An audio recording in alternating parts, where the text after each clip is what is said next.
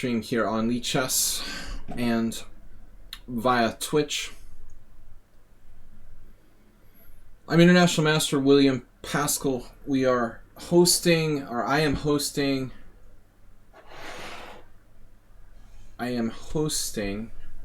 our weekly analysis stream.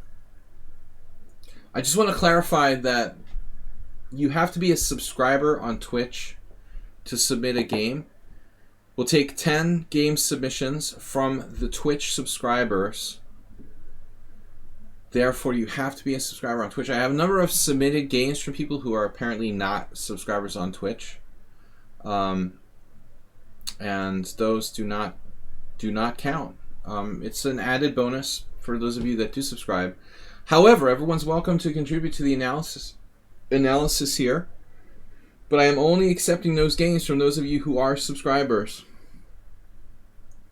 You know who you are, most likely, and if you don't, tough beans.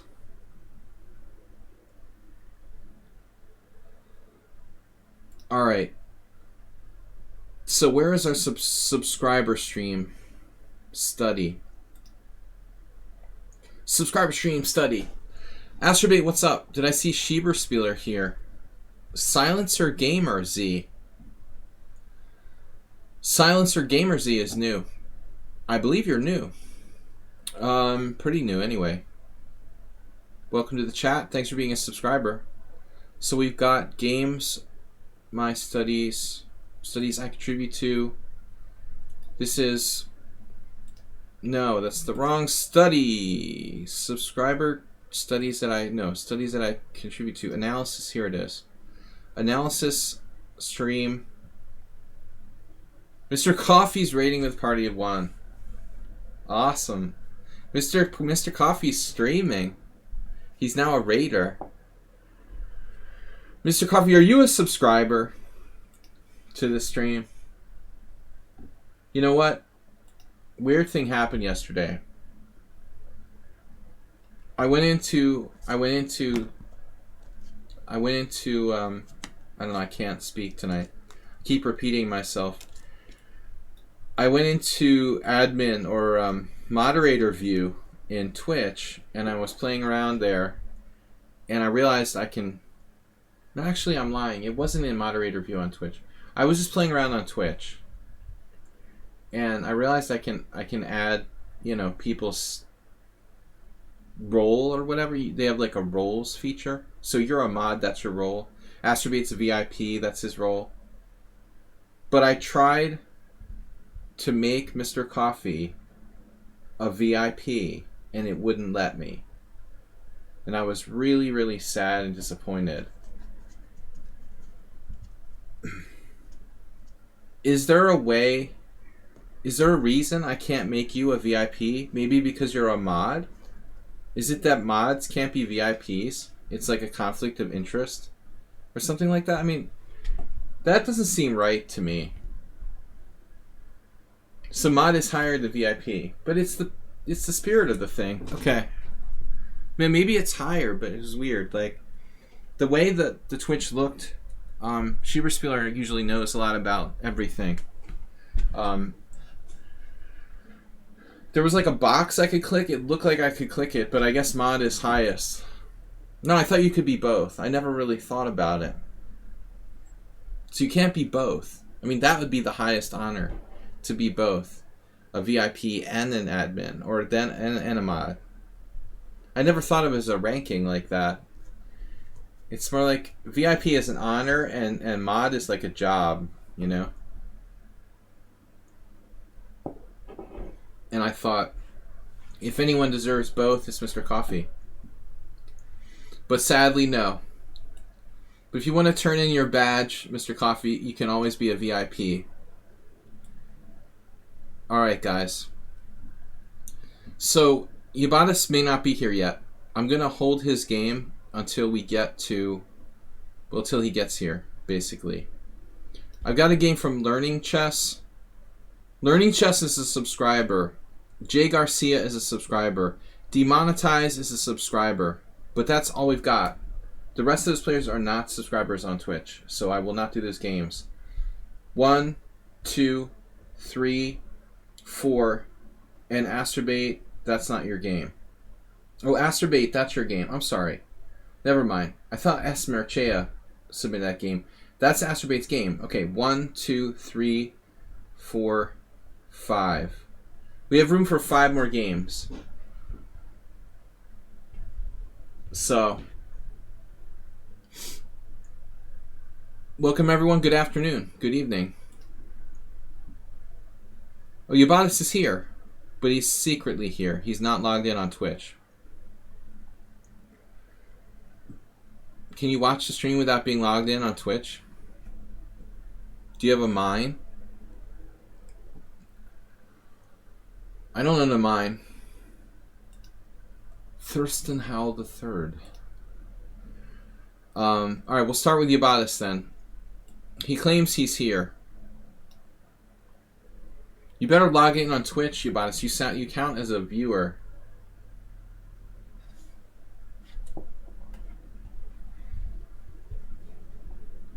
No. Jay Gomez's game is already in the list. Do I have mine? Yes. I don't know. I can't read. Do I have mine? Of course. Do I have a mine? I can't even read.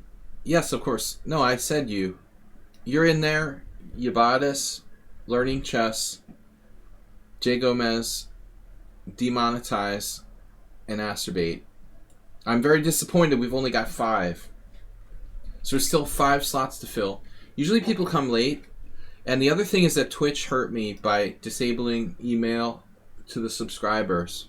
It's like, I don't know if it's some legal reason or why, but they're reconfiguring their feature to send emails to subscribers with no definite promise as to when we can do that again. So I have no way to contact the subscribers like I used to send a message via email, which just sucks. You know, this was the best way to contact the subscribers. And now I can't notify everyone. Really inane. Very dumb move, Twitch. They're probably like protecting against some lawsuit. I don't know. But anyway. Rooking Cooks. Cooking Rooks, where's your submission for this week? Where's your submission for this week? I'm very disappointed. So we're going to start with game 1. Ubatis versus Who's Square. F4. So this is interesting. Ubatis started playing the bird opening. Or should I say birds? Birds with apostrophe S. F4 D5. Black doesn't have to play D5. And if you're not a D4 player, I'm not sure you should play that move. When you play D5, you're playing the Dutch with an extra, move for white. So if you're out there, you're watching, and you're facing people playing F4, it doesn't make sense to play D5 unless you're a D4 player with white. You can play the Sicilian, or something like a Sicilian. You can play Knight F6, like an Indian defense. You can play G6, whatever. But don't play D5 if you're not a D4 player with white. Alright? So we've got D5, Knight F3, and now Knight to C6. I like this move in a sense, if Black could play for E5, but we've got a problem. If we can't play E5, our knight is misplaced, blocking the C-pawn from influencing the center. So, frankly, I think Bishop G4 is an interesting move. If you want to play like an anti-Dutch, this probably the most interesting of the bunch. Interestingly, I do play Knight C3 as an anti-Dutch, but this extra tempo might make a big difference. White is a tempo up here with the extra move. So E3, maybe A6 I've played in Blitz probably. This is actually not bad for Black. Just thinking out loud. Alright, so Ubatis does play E3. Now Black can play Bishop G4. Maybe not a big deal though. Ubatis' countryman, the polar bear. I mean, his countryman plays the polar bear. Heinrich Danielson. Some setup with like h3 and stuff.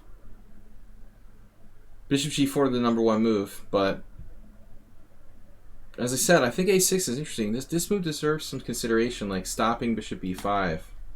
I have definitely played this before with black.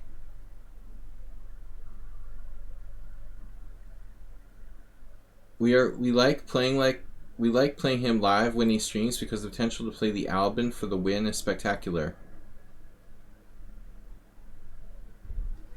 Hey, what's up, World Loser? So black played d4. Very aggressive plan, like interfering with white's territory.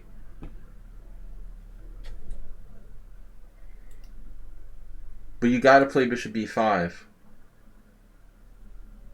You know, I would imagine, like in the English defense, white could even have lines where he sacks a pawn here. Like, you don't have to take back. I'm going to turn off the engine. Maybe you could play this as a gambit. Just like trying to outstrip black in development. With castles. Takes. We don't really want to trade queens. But I'm not sure. That's speculative. But I definitely think you should play bishop b5. No, worst case scenario, you just play this endgame. Well, actually, maybe you take on c6. Do we consider taking on c6 here? We consider it. It's unclear.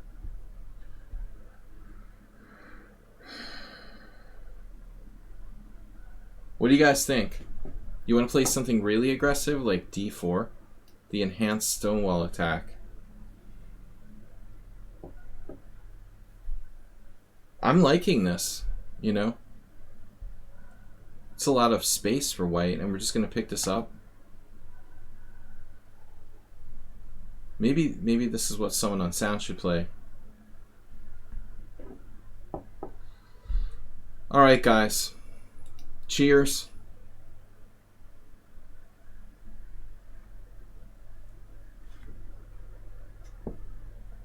I'm ready to go. A little medicinal relaxation. So, that's an interesting move. What does the engine say? Best move. Wow. d4 is best. Queen e2 is another idea. Sacking the pawn, as I mentioned earlier. Which way do we take? I don't know. Alright, lots of possibilities here. I just don't really like Ubatis' move. This is conceding d4. Yeah, I mean, whites can play. We can play this, and it's kind of actually a typical structure for him. He's comfortable with this position, and it's fine. It's playable, but I don't think that's objectively the best move, the most testing move. But he's got his ideas. He wants to play bishop c4 or bishop b5, maybe get the bishop outside the pawn chain. I would think. Actually, a really strange thing happens here. Black played e5, and I'm honestly really confused. So you've got bishop e5, bishop c4, and pawn takes e5, which are all very, very tempting in this position. But he didn't want to go there. Those three moves, I mean, because this doesn't work. Like knight e5, knight e5, queen e4, check. g3, queen takes here, check. Queen e2, queen h1. Does it not work, though? Oh, man.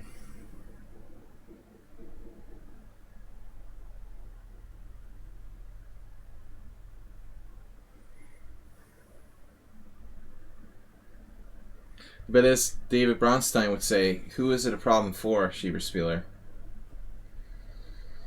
The pawn to cam is overlapping the board. Oh, you're talking about that. Thank you. Did not catch that.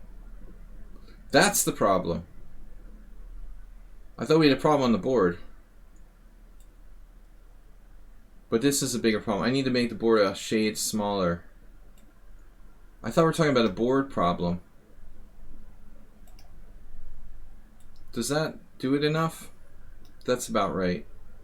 Thanks, guys, for pointing it out. Obviously important. So I don't know what's happening in this position. I really don't know.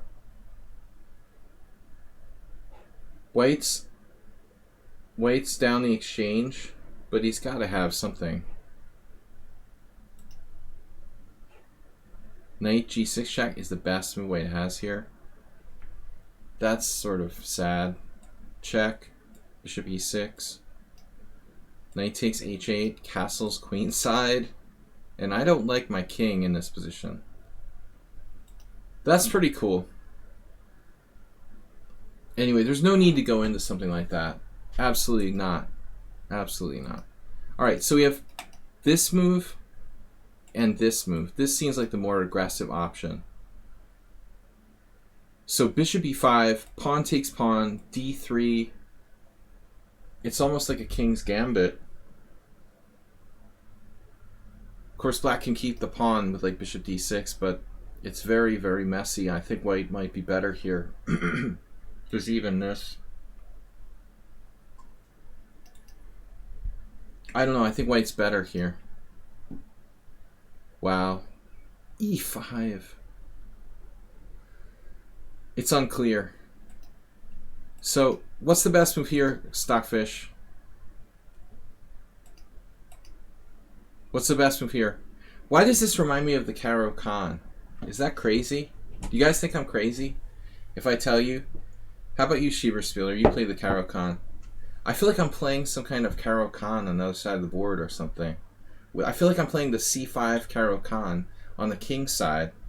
You know when you play the Caro Kann with c5 in the advanced variation? It's a mirror image, right?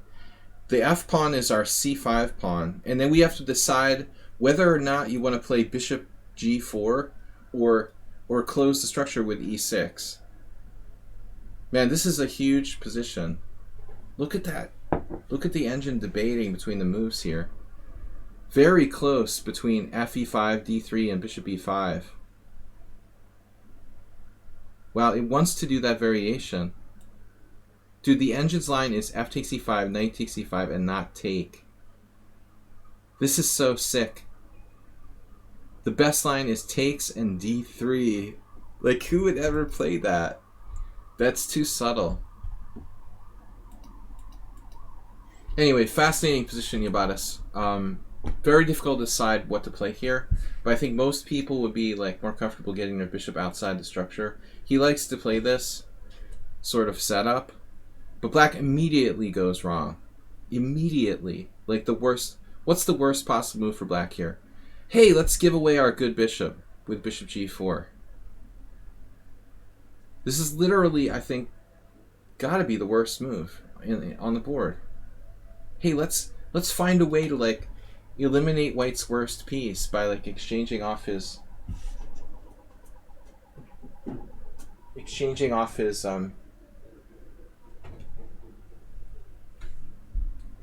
I think I'm gonna go with a little wine tonight rather than the classical beer. It's getting warm. Bishop g4. What do you guys think? Bad move. You've got pawns in the center on dark squares. Another dark square, another dark square pawn. Bishop g4. If you trade this bishop off, you have white square weaknesses for the rest of the game. It's an absolute bluff. You're enabling white to like find a way to get rid of his worst piece. Very simply, very quickly, in some way here. All exchanges of that white square bishop are bad for black. He's got to at least try bishop takes knight. Maybe if he can do bishop takes knight instead of bishop takes bishop, it won't be so bad. But no, bishop g4 is a typical mistake. So what do we do here for black instead? Take. Bishop e4 check. Some sort of weird, like bishop c5. Maybe we could surround the pawn on e5, you know, slowly with like this type of thing. Like a positional plan. Schieberspieler, thanks for stopping by.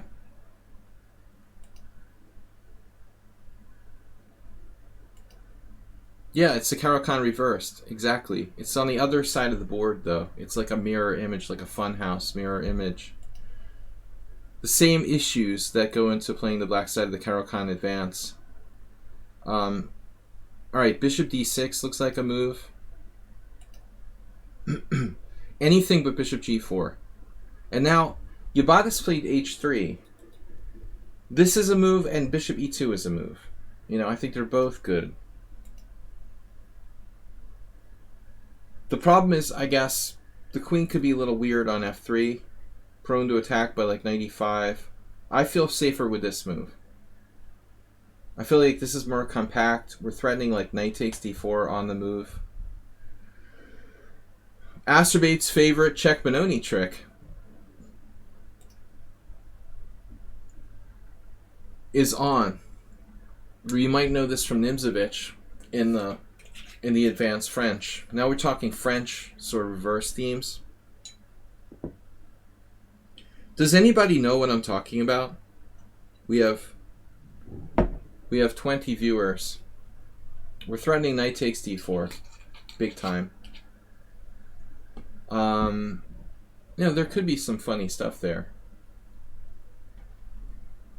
Like hypothetically, black wastes a move, knight takes d4, knight takes d4, bishop takes g4, knight takes c2 check, queen takes c2, queen h4 check, g3, queen takes g4. Just, you know, for kicks and giggles. This type of tactic is an illustration of the stuff that's going on in this position. There's some stuff going on. White has to be careful not to fall too far behind in development. Alright, but this thread of knight takes d4 looks like it's on. Welcome, Sean Pinto. So the game is not a6, but I was just throwing a move out there. h3, bishop takes. You know, maybe he shouldn't even take it. But what do you want him to play now? His other option is like bishop c8 or bishop d7. And it's might as well take at this point. Queen takes, bishop e7. I guess I shouldn't take Yabatis games too seriously. He likes to put in games where he like crushes his opponent beautifully. I'm trying to tear this game apart and objectively analyze it like scientifically. What about our knight here? Where's that going, for example? The knight needs a place to go. This is not my game. This is a game of Yabatis. Yabatis versus who's square. You should be able to see the names. I'll make the board a little smaller so you guys can see them. That would be a good suggestion. I'm going to have to readjust my eyes. We'll make it just a tad smaller so the names can be seen. Alright.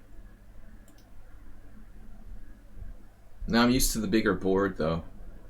My monitor has a relatively small screen, so I feel like I really need that board to be full size. Bishop e7, g3. This is not necessary. But I guess our hero wants to fianchetto his bishop into the pawn on e4. It's not all that cracked up to be. All that it's cracked up to be. Honestly.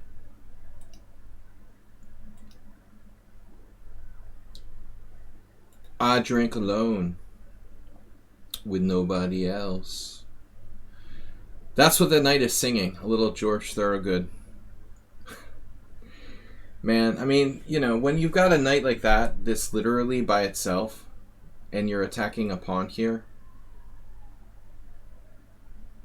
no chance of successful direct attack by itself.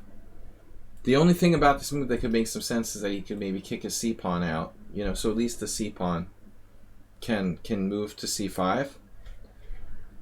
What's up, Snuggles the Snail? Snuggles just comes for the music, the live music. Welcome, Snuggles the Snail, Frog Pro, Frog Pogger. So, dude, there's so many ways to protect the pawn on c2. I don't even know where to start. Knight a3, rook h2, queen d1, king d1, queen g2.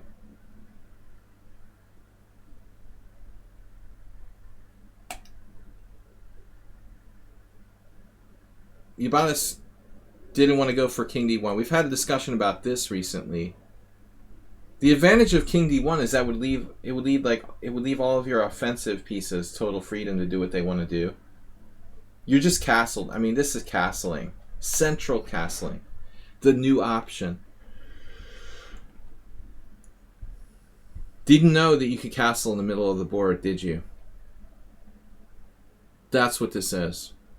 Centralized castling.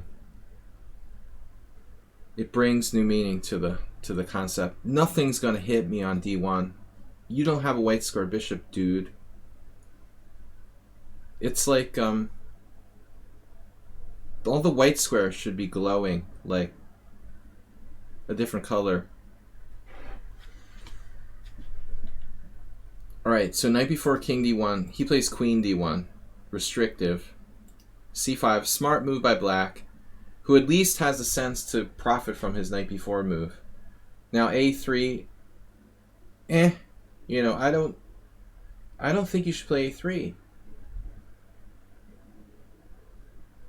I don't know. It's a close call, but you're driving him back to a decent position. I think his knight is out of play here. I would just ignore it and develop. So whatever that means to you. Bishop here, bishop here. Knight, develop. This isn't a developing move. In fact, you take away a3 from your knight, which might even be relevant. Now you just played a crazy move.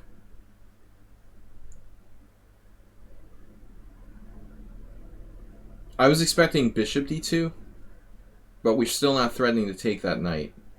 By the way, queen a5 is like totally awful. However, he has one interesting maneuver, maybe queen a6.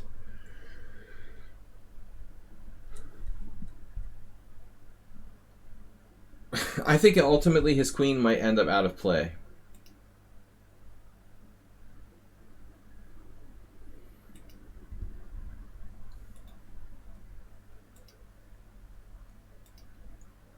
And I don't know, man. I don't mean to tear your game apart, but I have very, very big questions about how this has been played. Snuggles the Snail asked, how is everyone?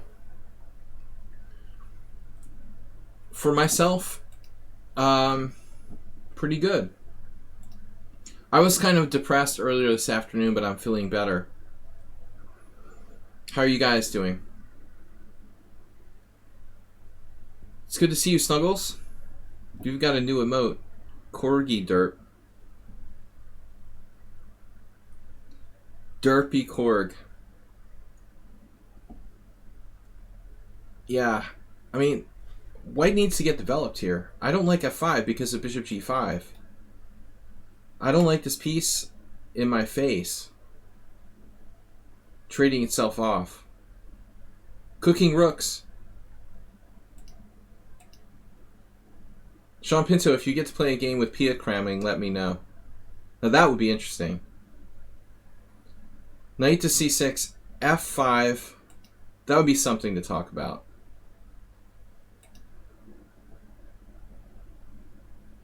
Alright. Saeed, wow, welcome back. Long time no see.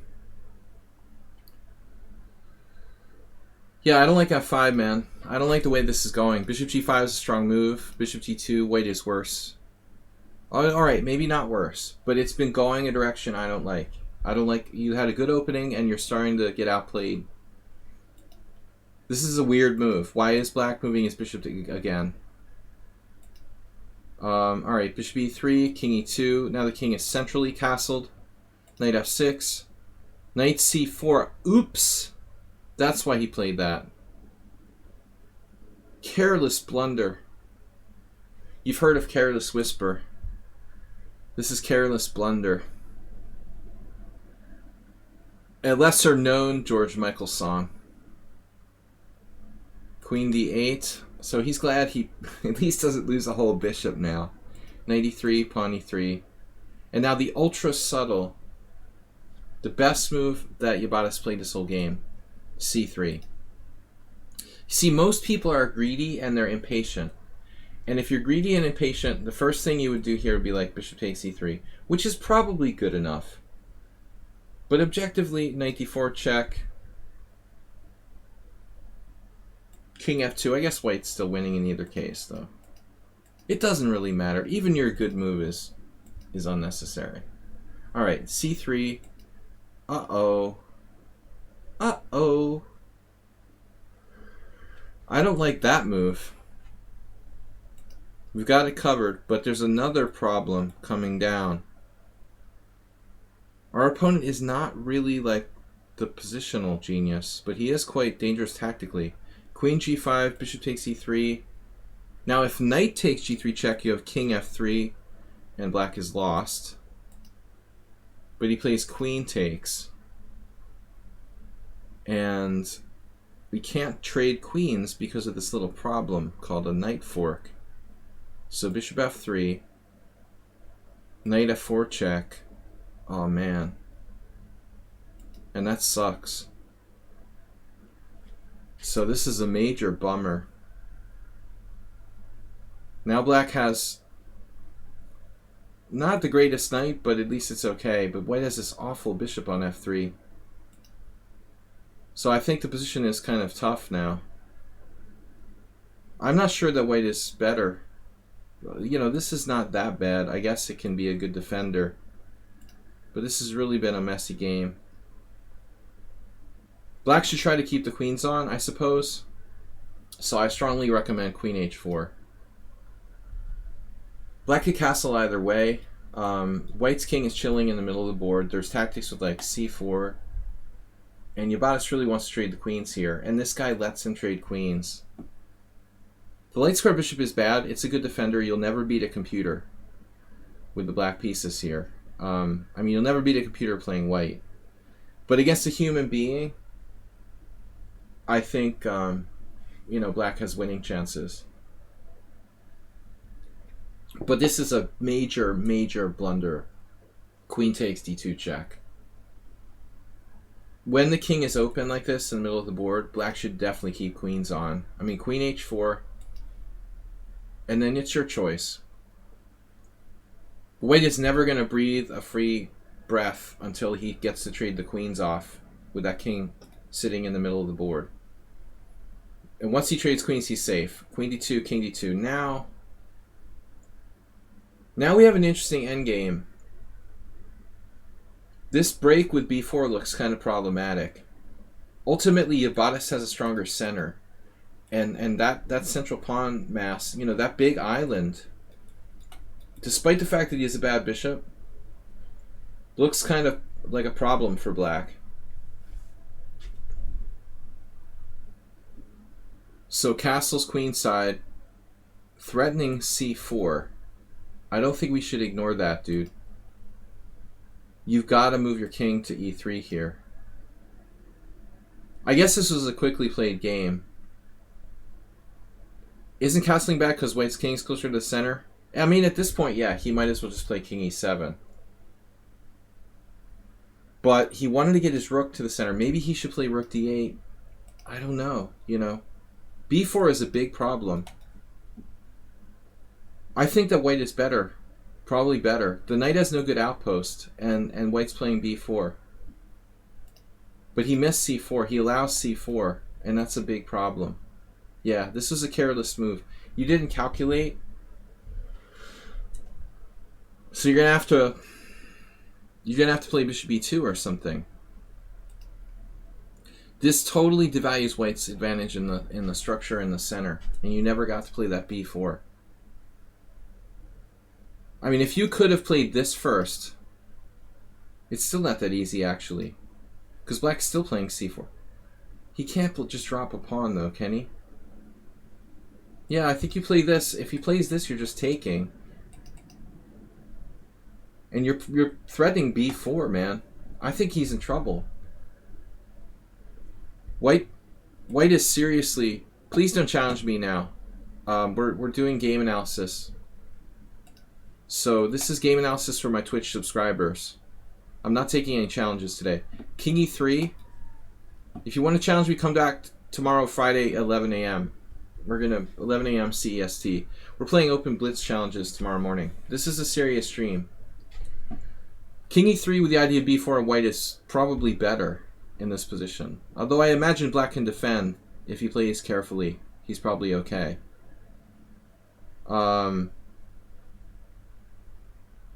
I'm trying to think of something creative, like c4 takes, knight a5, bishop e2, b6. This is not enough, though. White's just winning for b4. This bishop could become very strong. So I think this was a huge blunder. Very strong move. Suddenly white's not much better. But that bishop's looking better.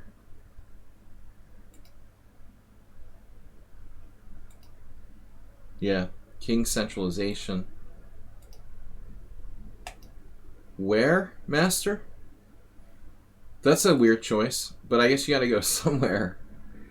F1, threatening f6. I don't know. Yeah, f1's alright. Rook hg8. Yeah, this is actually a strong move. In the event of like g6, the rook has some potential. Though I don't know how to really take advantage of it. You have this, actually. Whew. Man, that bishop is a monster. Did you blunder, or was c4 a mistake? Guys, we took too long in this game, but you know, it raises an interesting question, Ubatis, about this game strategically. What is black supposed to do? It's almost like c4 major white square bishop great again. It's almost like c4 was a mistake at the end of the day. Maybe he shouldn't, but if he doesn't, he has to watch for b4. So let's say he played g6. Alright? What are you going to do? You're going to let him take on f5? Maybe? It's interesting. King e3. This looks very dangerous.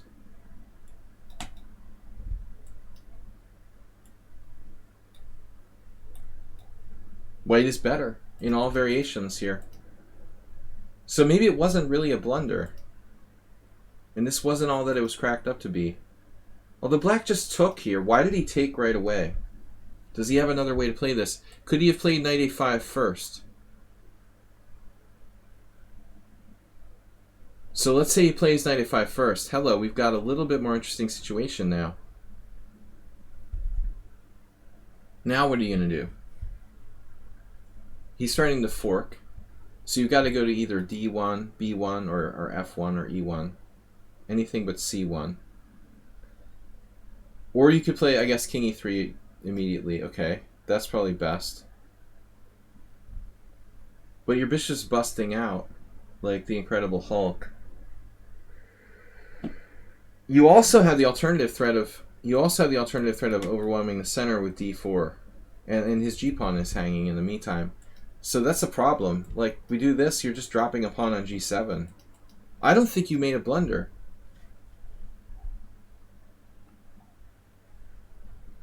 I don't think you made a blunder. I think this was actually a decent move. Black had no threats. Ultimately, white is just better. Bang. And that's game over.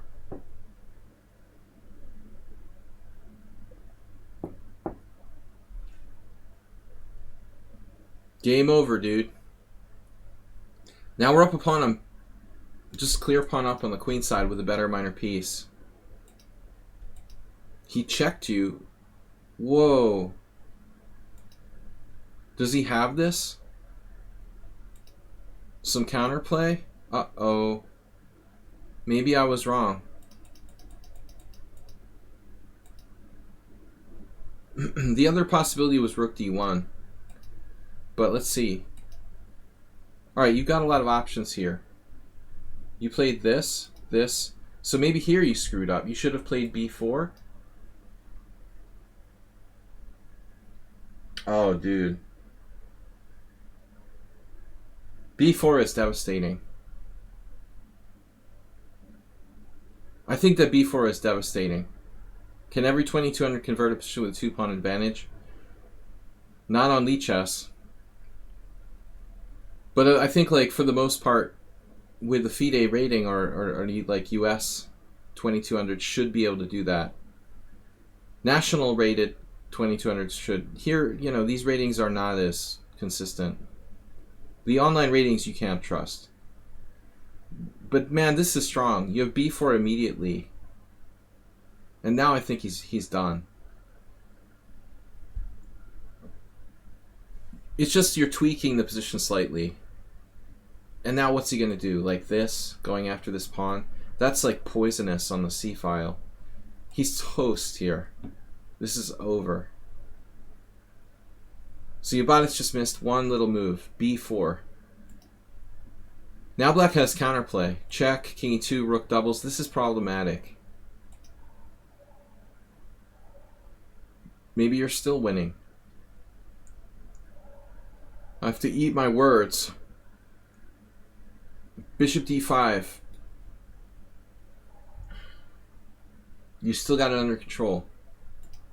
Nice. And now I still wonder about b4.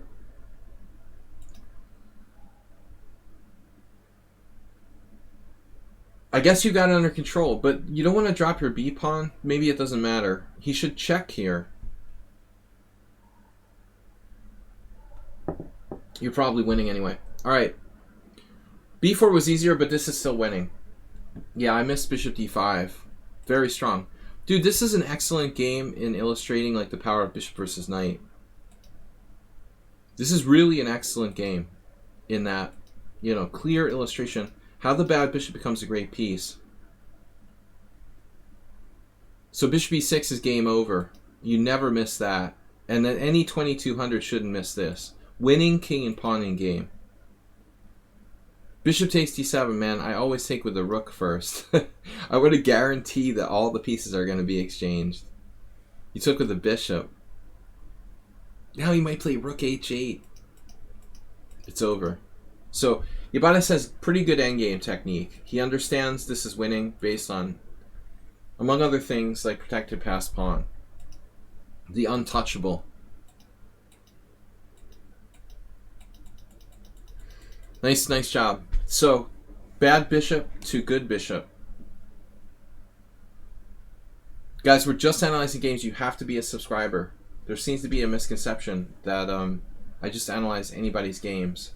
But you have to be a subscriber on Twitch. Alright. Learning Chess is also a subscriber here on the stream. That was a cool game. We've got Learning Chess 2014 versus X Do Infinity 1502. E4, E5, Knight F3, Knight C6, Scotch game. The Scotch is objectively equal, but you're creating a very dynamic situation. Destroying black's strong point on E5. The theory here is kind of sharp. Basically, the value of the Scotch is that you open the game by force. For a player who doesn't like tactics or doesn't like open positions, this is a problem. You're literally forcing an open position with the move d4. Black, in most cases, in most openings, has an alternative. There is no alternative here. You pretty much have to play pawn takes pawn. The only other move for black is d6. It's extremely stodgy. Yes, Spectacular Camel, I know.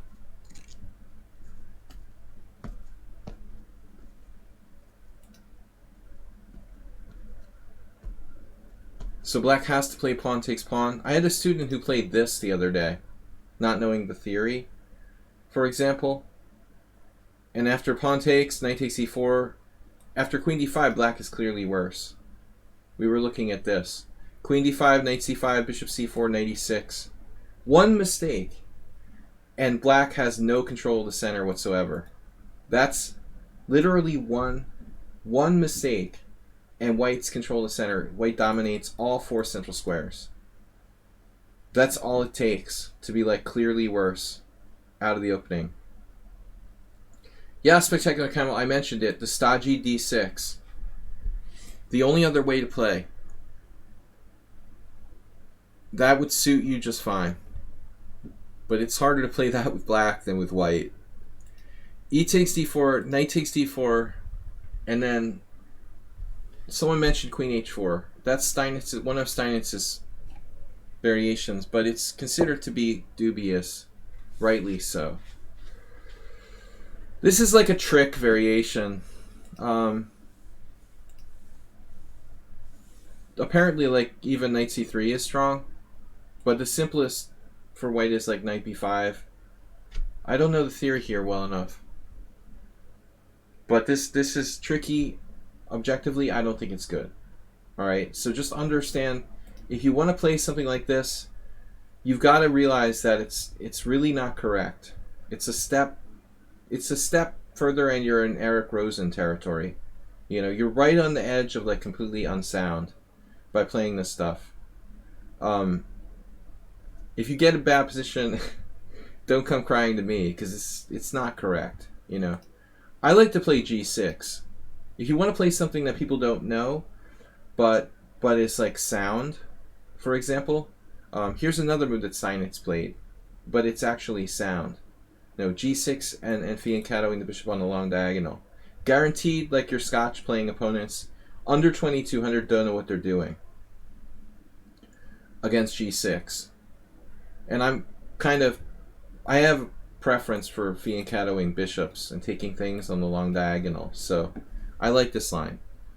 No, we're not accepting submissions of games from players who are not subscribers to the stream. Alright. So black play knight f6. The best move objectively is either this or bishop c5. It's hard to say which one is better. g6 is okay, but I mean, white has space advantage. I'm not going to say that black is equal here. I'm just saying that's a practical way to play with black that might be better than queen h4. If you're trying to avoid theory, like moves like g6, maybe your best chance. Queen f6 is a transpositional move. That will mostly transpose to these lines with bishop c5. Yeah, it's a move too. I left it out. Yeah. Queen f6 is a move. But I'm trying to illustrate mostly for beginners. The fundamental moves clearly are knight f6 and bishop c5. What is my opinion about Scotch Gambit? It's over. It's had too much radio time. The Scotch Gambit is like, it's over-analyzed to death, to the point where it's like a forced draw or something. I don't know. Roman G... Alright, dude, you gotta stop now with the... You gotta stop spamming. Stop spamming the chat. I already said like 10 times that 10 times that we only analyze games from subscribers. Alright, so it's no spamming. Queen f6 is interesting. So the Scotch Gambit is okay, but I don't like it. It's boring. It's analyzed to death. Takes, bishop c4, yawn, knight f6, e5, d5, bishop e5. I like this. Black should try knight d7, probably, because players with white don't know that as well. You see, there's even recent games. Shanklin, see, some people started listening to me or something. I've been recommending this line for like the last like 3 years. It's a line that's recommended by Bronstein in 200 open games, but we only see it in the database showing up like 3 years ago. It was sort of forgotten, but now people realize. What's up, Princess Chess? Anyway, Scotch Gambit is analyzed to death. It's fine. You know, for a beginner, it's basically the London system against it's the London system with e4. It's extremely boring. I don't know. All that sites you can find in VHS tapes from 20 years ago. It was analyzed out 20 years ago. I don't know. It's like dead. I just think that it's not interesting because it's been gotten so much play in the last 20 years that it's not really worth rehashing now. There's a lot of information on that. Scotch Gambit is not going to surprise anybody, hopefully. I think the Urasov Gambit, I get a lot of people who do like Knight F3 or Bishop C4. I get this a lot, That's kind of annoying. Anyway. So, okay, now I'm confused. Learning chess, play Knight C3. But I think you got to play Knight takes C6 here. There's no question. There's no question. It's forced. Like, this is the only way to play the Scotch. Take, E5, Queen E7, Queen E2, Knight D5, C4. There's other moves. You got to play this stuff. And you hope, I'm not an expert, but you hope that Black castles queenside or something, because I think that's kind of risky. But I've seen white play some really goofy games where like this rook ends up on A5 recently.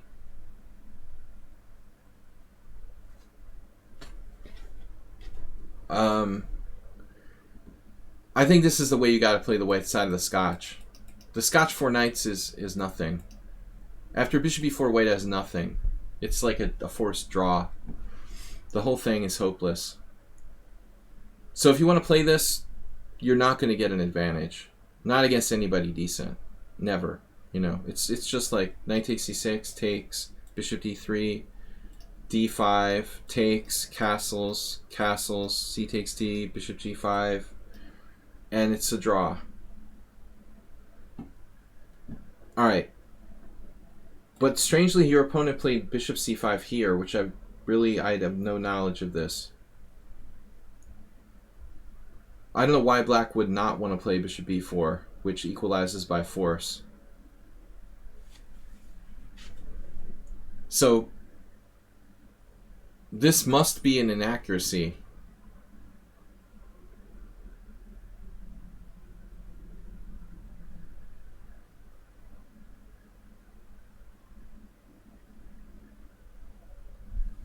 My first guess is like Bishop E3. I mean, you don't want to play Knight takes C6 unless you have to.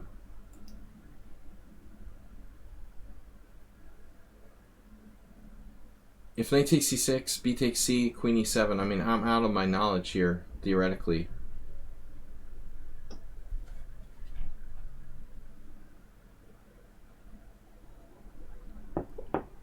I've never looked at this line.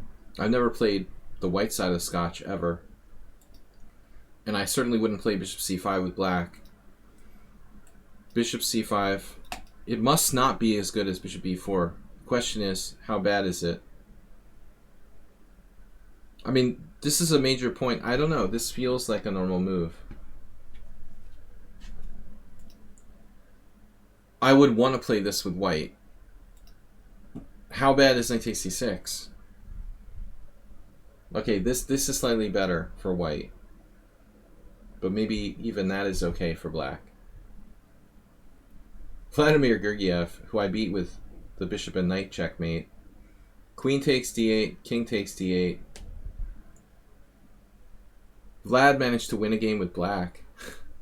Pretty hard to win this position with Black, man. That's unbelievable. I mean, why would you voluntarily want to do that? Really, objectively, white is not worse here. I guess he likes endgames. So B takes C.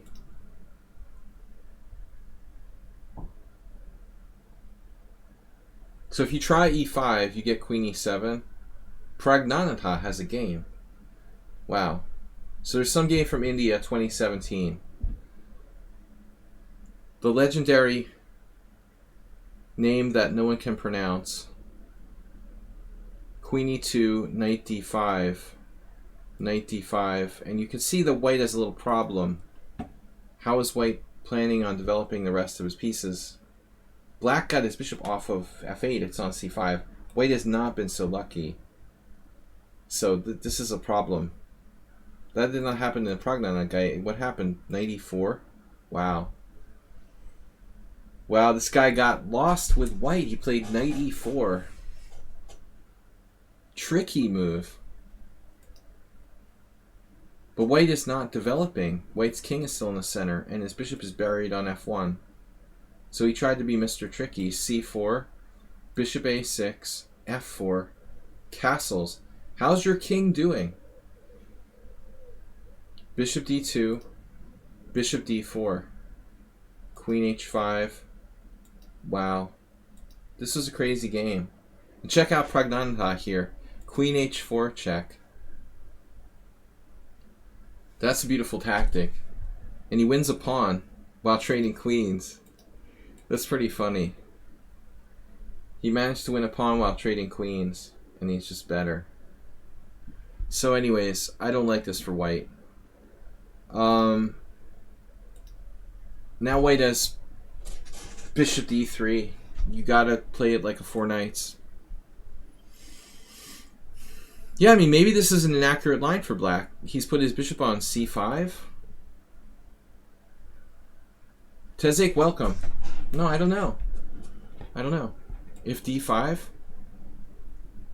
ed5, there is this move.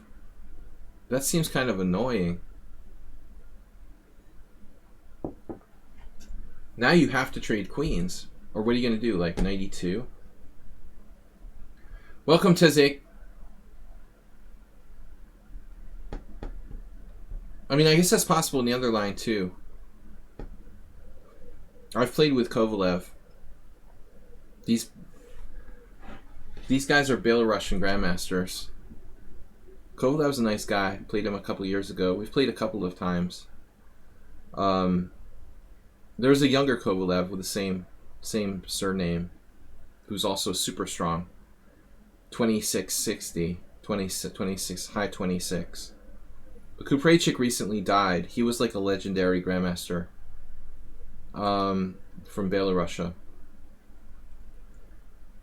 Yeah, this is interesting. Interesting question. It looks like most people play like bishop d3, d6 though, which is more aggressive, keeping the pieces on the board, but also white has more space. So this looks like a mistake here from learning chess.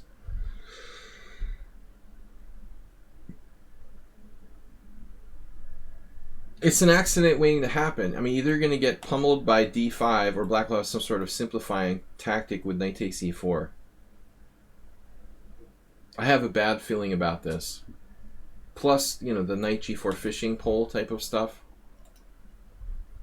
No. No, no, no, no. You can't play bishop b7. I mean, that's a weird looking move. I understand he wants to play for d5. I don't think bishop b7 looks right. Castle, castle, and now the question is, what's black's move?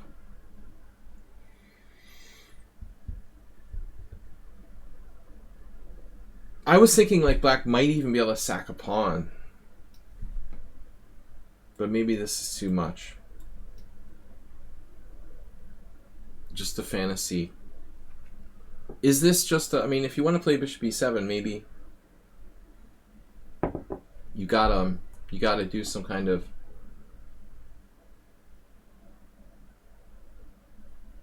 what's the word? Inspired sacrifice of a pawn like this, you know, with all these active pieces coming down on the diagonals. Maybe you could sacrifice a pawn for compensation. But I saw this line and I felt ill when I saw that. It looks like bishop e3 would sort of take the air out of it. This sort of slowing down black's counterplay. The last thing you want is like to trade pieces when you just sack the pawn. I think this move would kind of kill it, honestly. Let's see what the oracle says. Yeah, you got to try bishop d6, not trading pieces, but it's not enough. All right. Anyway, rook e8. Rook e8 was played by everybody. It looks weird, but there's no other pressure on f7. There's just nothing, you know, there's no other way that white can attack f7. This bishop is alone in the world. That's the problem with bishop c4. It's alone in the world. Okay, let's try queen f3. So it's not alone. If you want to make this work, this is the only way it's going to work. Queen f3. Now, honestly, d6 feels kind of passive. I would anticipate h3 there. Then bishop d4. Pressure on this.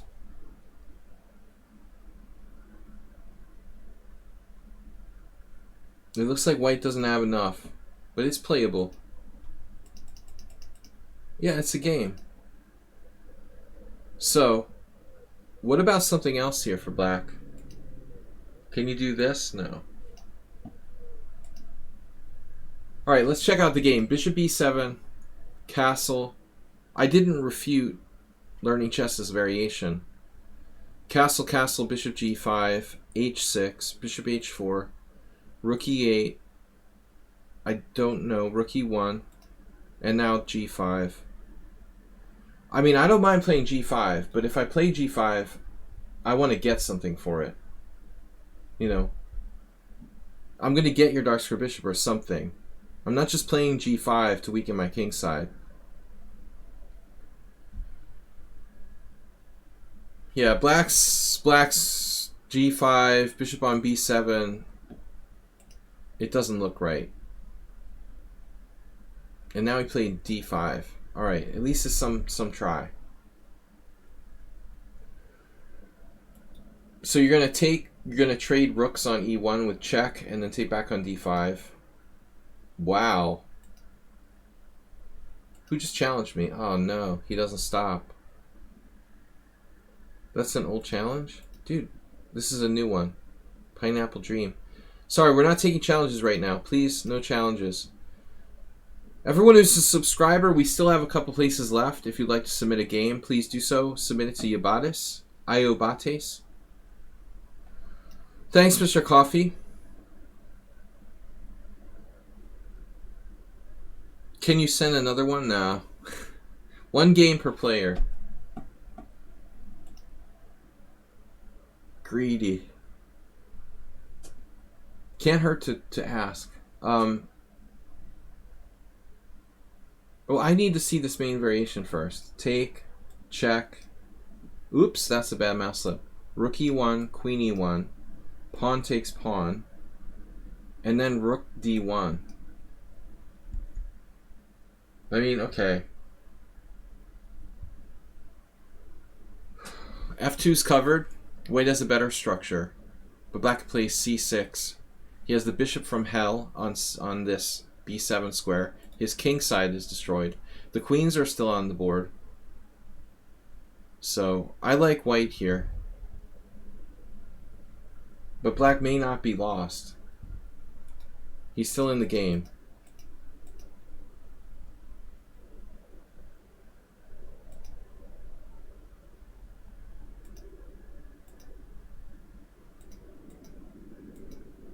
So you didn't try to test it, you played bishop d3. Alright, this is also a good move.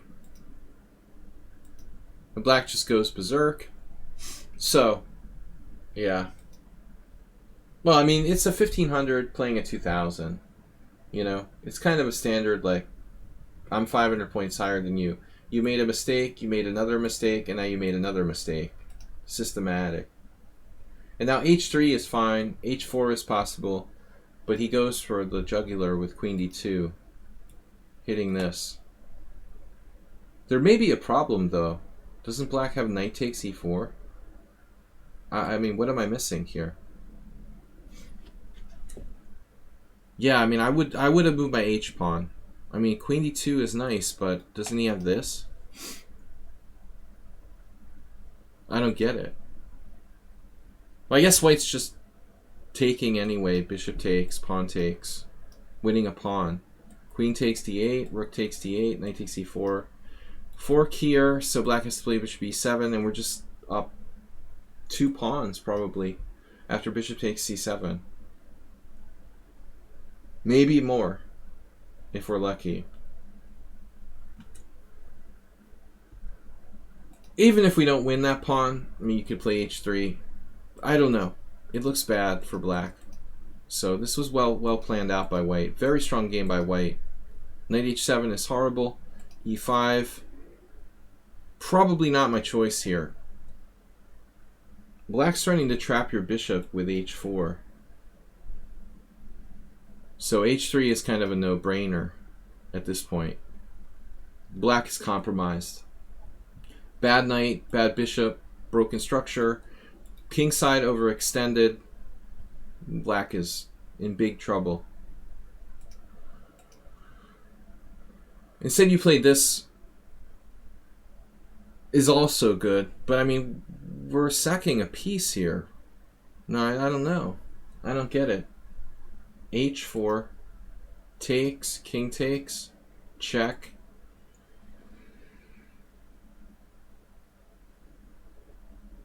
Yeah, I don't get it. I mean, it looks like we sacked a piece unnecessarily.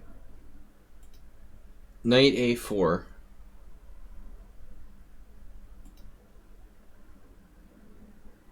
Take it, and we're going to have to sack our bishop on h4.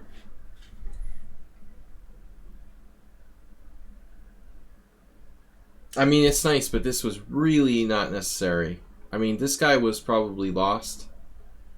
So you've gone from like winning or clearly better to unclear, which is not really good. H takes, H takes. Now, give white another move, and he's probably on the verge of a forced mate. But I don't trust this right now. I think white screwed this up. Now black made an awful move, but he's probably winning. I think that black is winning now. The king is nice, but we're too slow. What if black plays king g7?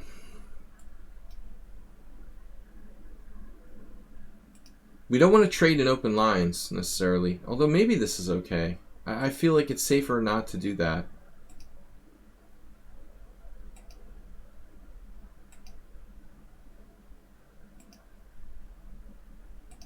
Definitely. And f6 feels risky. If I'm black here, I'm probably playing like king f8. If I can, I'm going to walk all the way clear around to the other side. But there's no reason to move this pawn. f6 is a huge blunder. If nothing else, like giving white like a protected passed pawn with e6 could be dangerous. And now he gives it to him with tempo. Now he just drops a piece and he's lost. So that game kind of quickly, a very strange development there. I mean, black has to be lost here. There has to be a win. Acerbate. But I mean, at the very least, you play rook takes knight, a bishop. You don't have to be fancy, you know. Take the piece.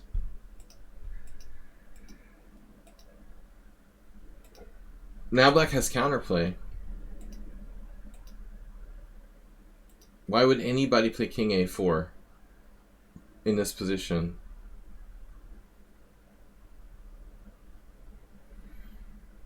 King c5 is mate. Check here. a4 and it's mate coming up.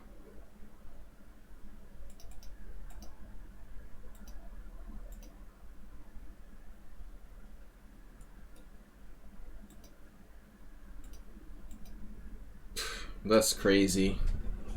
It's crazy to put the king on a3. B-Jock, welcome back. Man, this just was terrible. Both sides made a lot of mistakes.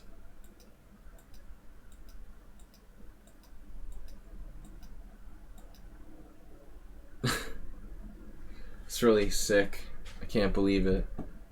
But Wade had lots of opportunities to win this game. Alright, Flamingo is not a subscriber, so we're on to J Gomez. J Gomez versus Il Vivar. Guys, thanks for being subscribers. B-Jock, welcome back to the stream. Thanks to you for being a subscriber. I don't know what else to say at that point, man. It got out of control, cooking rooks. It was actually an instructive game to a point, but it got kind of ridiculous at the end. He should have just taken the bishop on b7 and been up a piece with the guy's king on c5.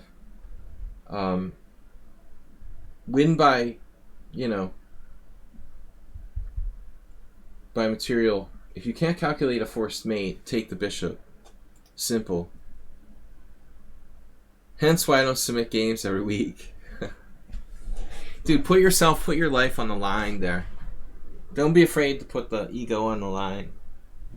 You might be surprised by what I say. Alright, that game was... No, I tend to go too far. I've got 10 games every week, and I tend to get... You know, I have to cut it short at some point. So, this is Jay Gomez Garcia playing white. 1740 versus 1500, although sometimes those 1500s are provisional. We don't really know how good they are. c4, e6, knight c3, knight f6. Exchange variation. Okay, so he's 2150. Yeah, that's what I thought. Provisional. I used to play the exchange variation, like you, with c takes d5. But at some point,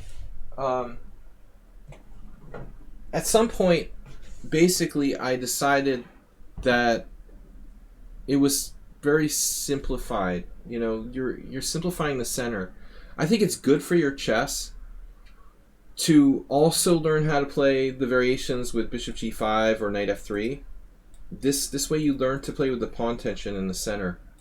This is objectively a good line for white, no question. But it's kind of like fast food, you know. You don't have to think about it. You don't have to think about that pawn tension. And I think that playing the lines without c takes d5 are more complex, and it's good for your game. It's good for your chess to learn to keep the tension. Objectively, they're both good. All right. Anyway, so c takes d5. Your opponent played knight takes d5. This is a killer, man. That's a solid, safe move. We have a FIDE Master Schieberspieler friend who was here earlier. Margot Rolly. So Rolly plays solid stuff, and he likes to play. Margie Roland likes to play knight takes d5. And this is not exciting, but if you're trying to play black against a good player and you want to equalize, I mean, this is going to lead to the semi-towers. Actually, where was I looking at a game this the other day? I was analyzing a game from the Uwe Alyakin World Championship in 1937. They had knight f3, c5, g3.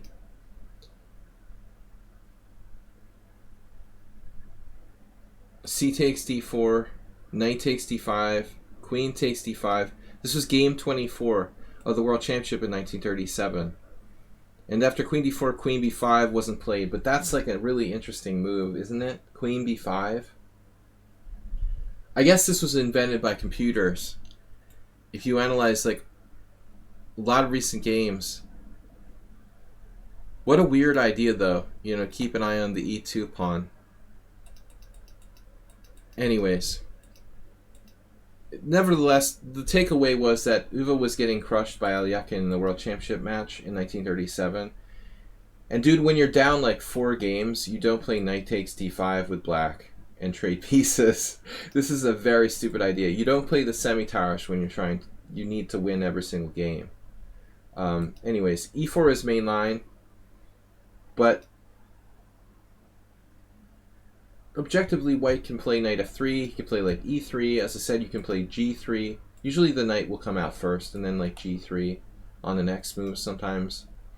e4 is main move, takes, c5, and now we're main line. Knight f3, cd4, cd4, bishop e4 check, bishop d2. I don't like this because it trades so many pieces.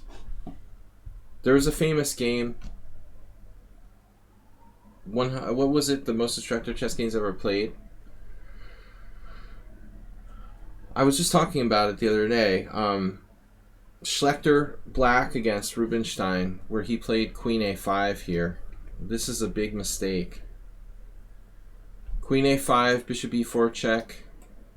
I mean, bishop b4, queen e2, queen takes, king takes, and king e3.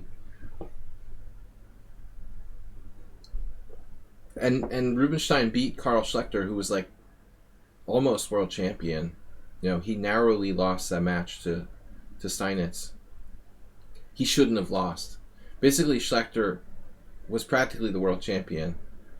But he lost like a baby in a beautiful game against Rubinstein in this line.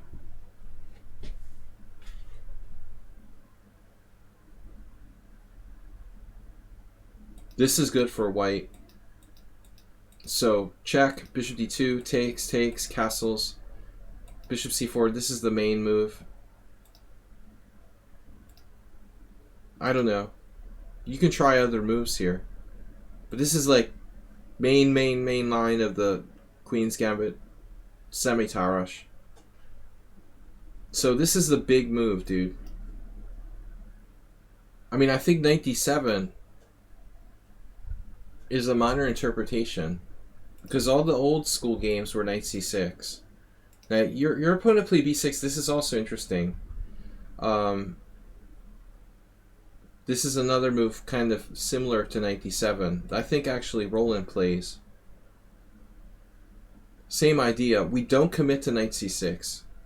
That's something that's been discovered in the last, like, 20 years, I guess.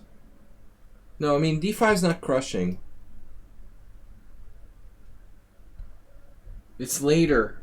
There's a famous game, I think like Tal or someone played with white, where they played d5, like d5, e5. The white can do like pawn sacrifices and stuff later on. But this is really deeply analyzed. But the point is the knight on c6 can get attacked by the pawn on d5.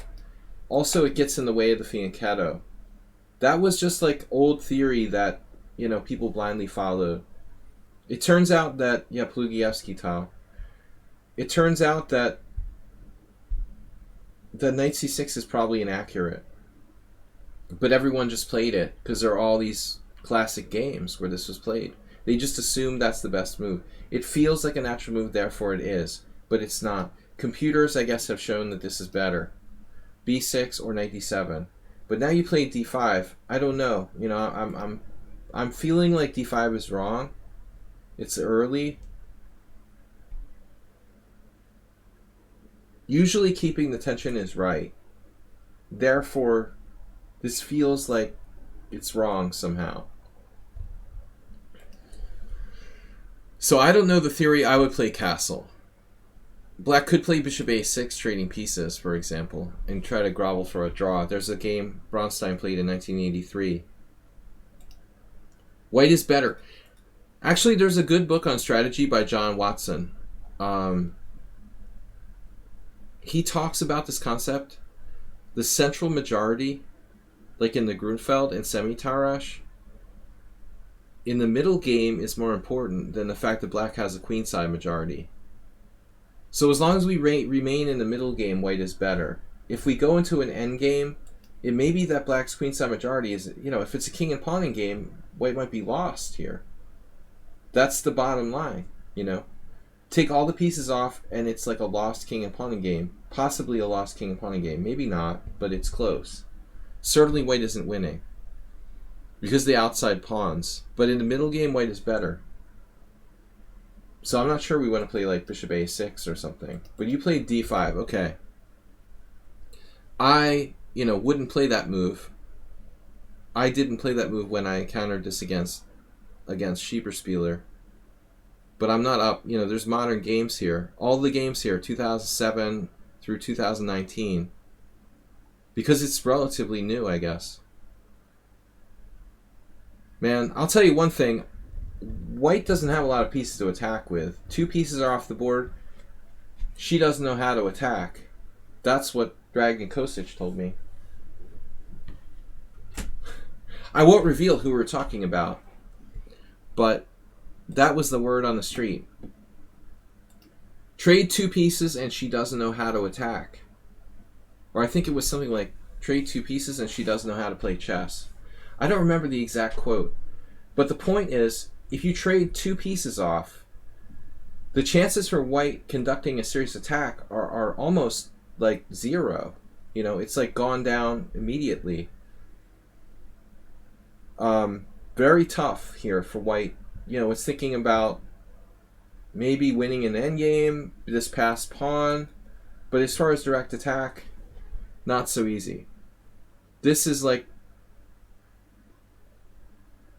panic moment. Maybe this isn't that bad of a move. Your opponent comes up with a novelty over the board.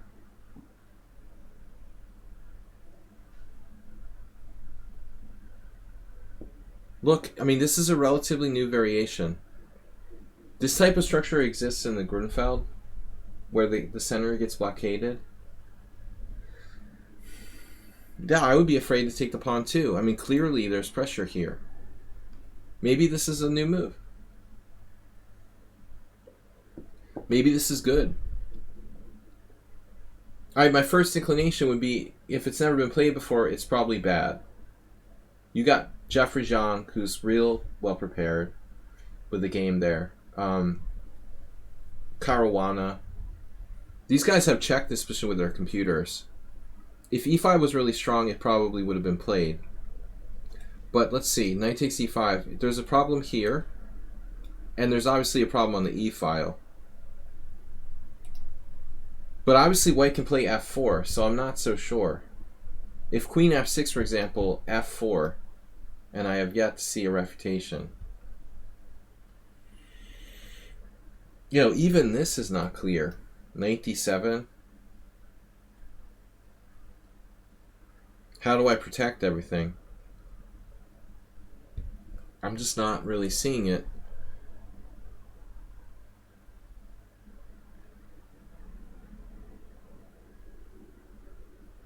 I mean, there could be some sort of insane tactical sequence with queen d4, queen takes f4, knight takes f7, you know. I mean, I don't know. Is this absurd?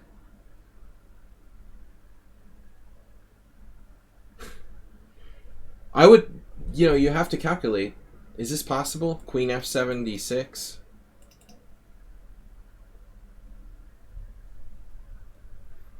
Rook f7. It's not going to work. I mean, this isn't enough. I don't think this is enough. We're just going to get the exchange back. Anyway, I'm just saying you got to calculate all this stuff. Yeah, you can get the pawn back. What about this? Let's ask the more obvious question. That seems to be a problem. But then again, I mean, white doesn't have to go completely crazy here. We could play just like queen d4. We don't have to play f4. Gotta watch for weird moves like knight c6. Queen h4. Queen e7 isn't gonna work, is it? f4. Queen b4 check. Yeah, I mean, this is scary. There's a lot of calculation necessary to make this work, but I don't think that it's clear. If you can't take that pawn, you're still better. But how much? It's going to be hard to get the pawn through with the dark square blockade. Yeah, man, I don't know. I mean, I think you're better. I'm going to check with the computer.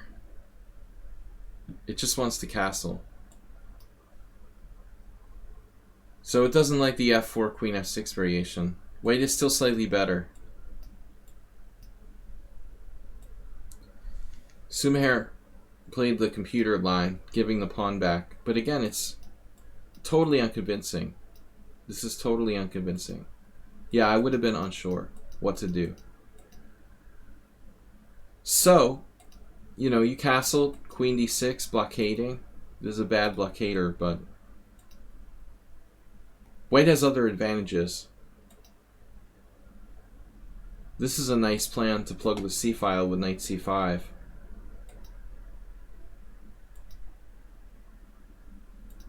Yeah, maybe we should go here. I don't know. I mean, it's tough. This is tough, dude. The bishop's in the way on the c-file. Black's going to play knight c5. So you play queen c3, maybe queen here, but then our e pawn is tacked. So on knight c5, we have to worry about this pawn. So now we have to play something like rook here. And then black plays eventually f6. And his position is really hard to crack. You know, this may be unbeatable. It may be unbreakable, honestly. You know, the blockade is a million miles away, breaking that down. So it looks playable. Let's see what the computer says.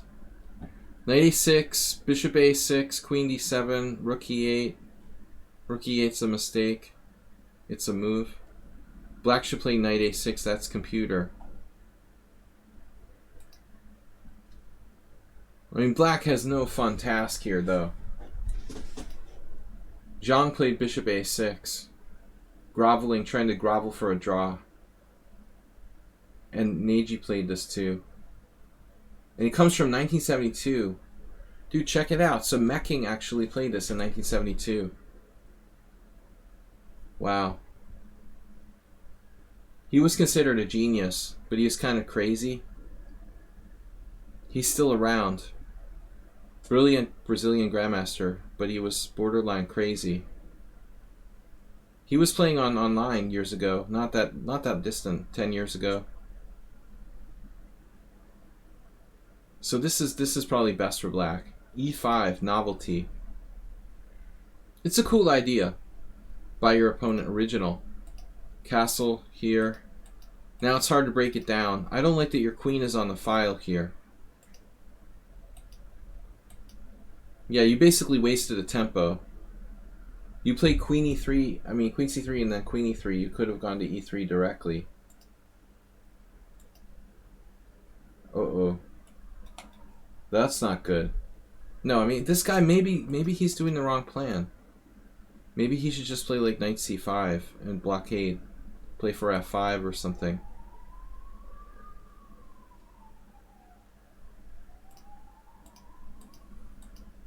Now you have knight c4.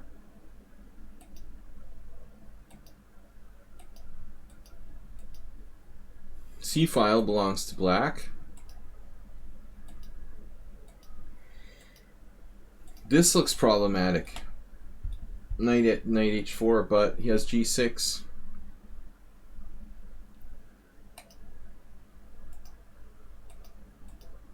And there it is anyway. And now you play g4. Yeah. I sense that white's okay here, but it's like frustrating to decide whether you're trying to win or just not lose. Maybe you should just try to trade rooks with rook c1. I don't think you should be afraid of f5. You know, see, that's the problem here. You're fearing a move that you shouldn't fear. You know, f5 is going to really dramatically weaken his kingside. He's not going to play f5. He's just trying to stop you. Well, I hope not. He's trying to stop you from playing knight h4, knight f5. I think he didn't know what to do, so he thought it was a useful move. You could play knight h4 at any moment, so he's basically preemptively defending against that. I don't think he's going to play f5. I mean, f5 is weakening his kingside.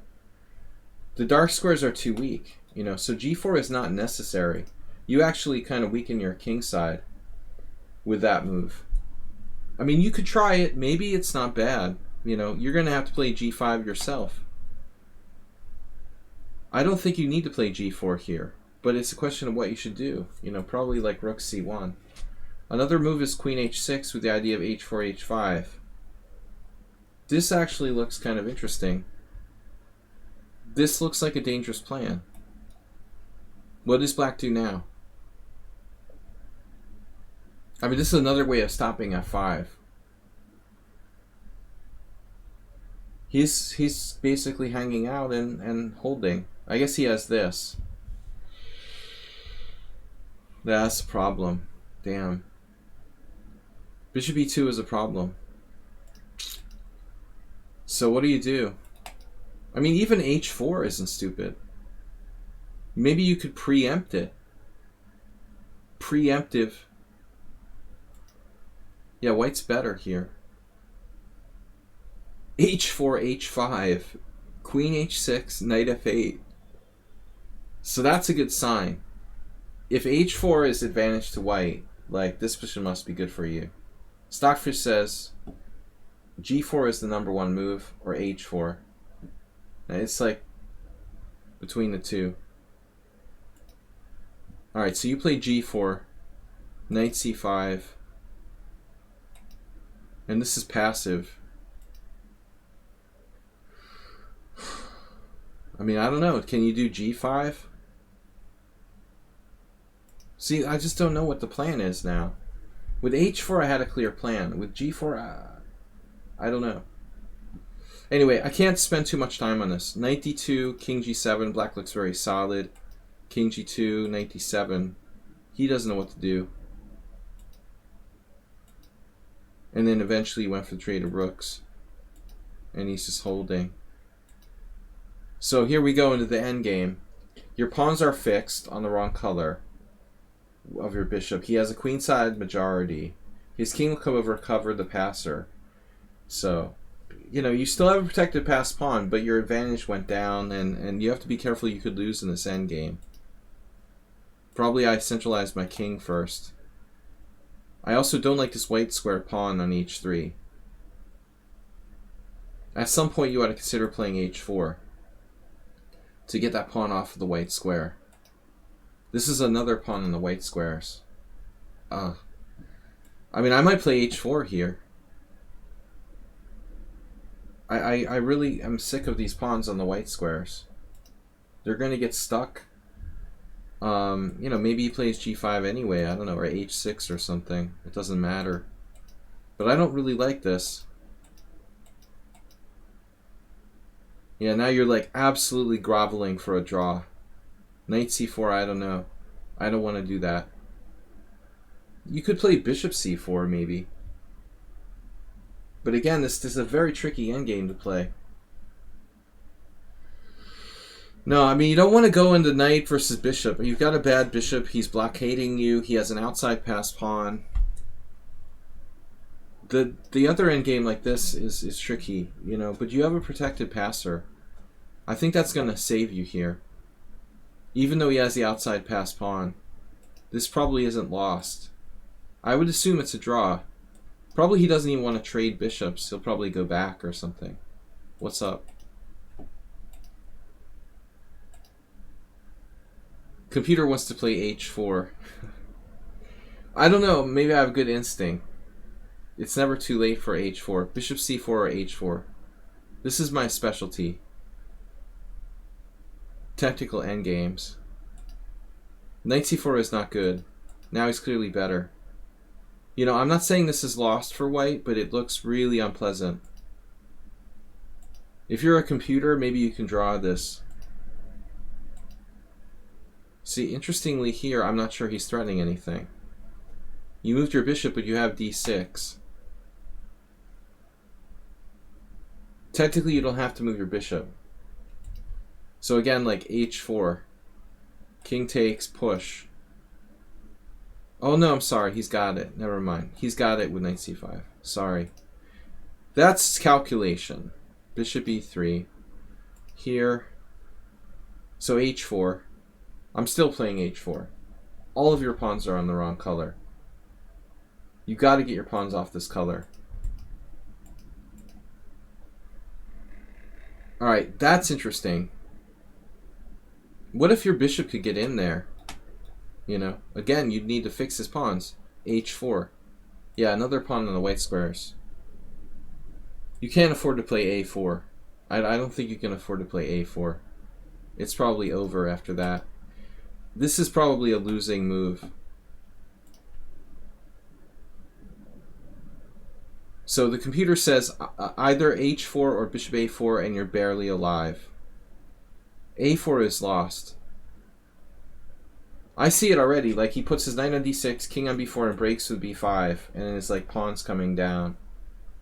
You have to try to get the pawns on the right color complex. You know, with h4 and g5. Or try to bust your bishop in behind the line. But it's probably hopeless. There. If you could fix his pawns with like h4, g5, and then play like bishop e8, bishop f7, bishop g8, and pick off his h pawn, you could win. But you have to fix his pawns on the wrong color. And this is bad. You put another pawn. So every single pawn on the board is on the wrong color. Which means your dark squares are weak. Plus it's easy for him to break and play b5 and create a passer on the A line. Now I don't know if you should go to d4. Maybe d6. Now, yeah, again, I think he should take with the knight, place it on d6, put his king on b4, and escort this pawn down.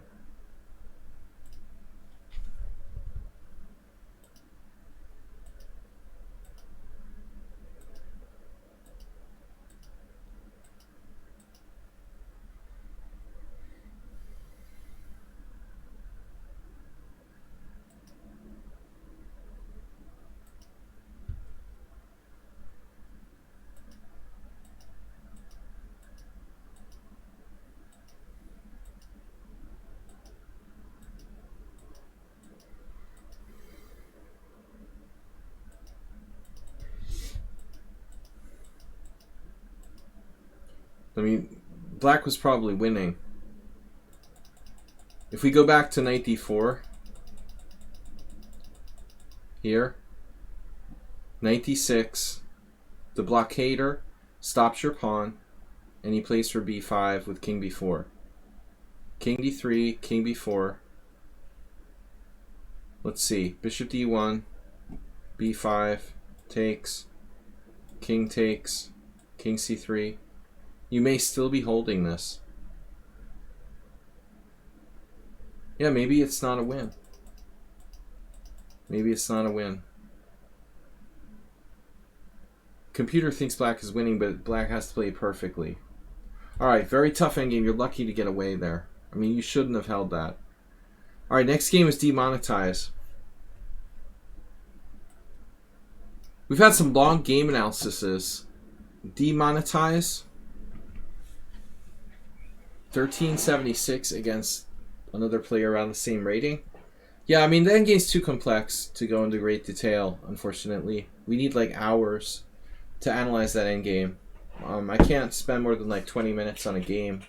It's just not enough. Not enough time. I'm drinking iced tea. Don't worry.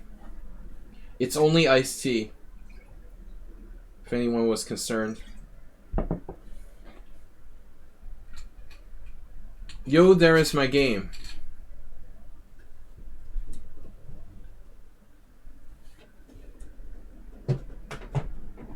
Oh no. Bijak, you have to send the game to Yobatis. I don't know how many times we have to tell you. Send the game to Yobatis. Ugh. What are we gonna do with him? Thursday. Can we get a Thursday command? Here. Check out this command.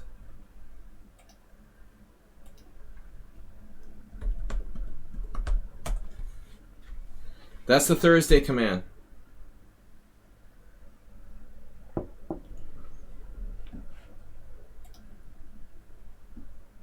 Alright. I don't know. I'll check my messages. Inbox. Yobatis. No. Smooth my hair.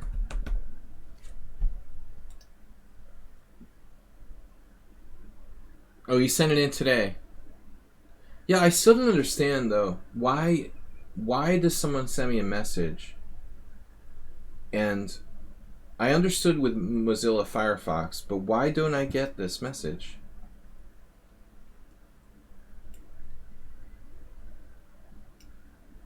Why does it not notify me that there's a message? Or someone sent me a game?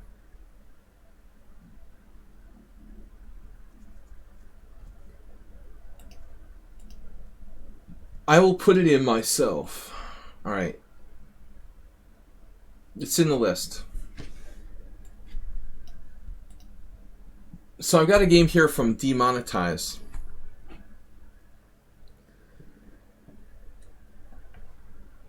Welcome everyone to the stream. Please don't forget to support the streamer and subscribe. Thanks to those of you who have. Move 11 gifted a sub earlier this week. It's been kind of a slow start to the week. This is already Thursday, so please don't be shy. Donate some bits. Only Move 11 donated this week. You should leave the stream now. Thanks a lot. I'm sorry you have to go, Saeed. Thanks for joining us. Alright, so this is demonetize, playing white, e4, e5, knight f3, and the what's it called? This is, what is this? The Ponziani? No.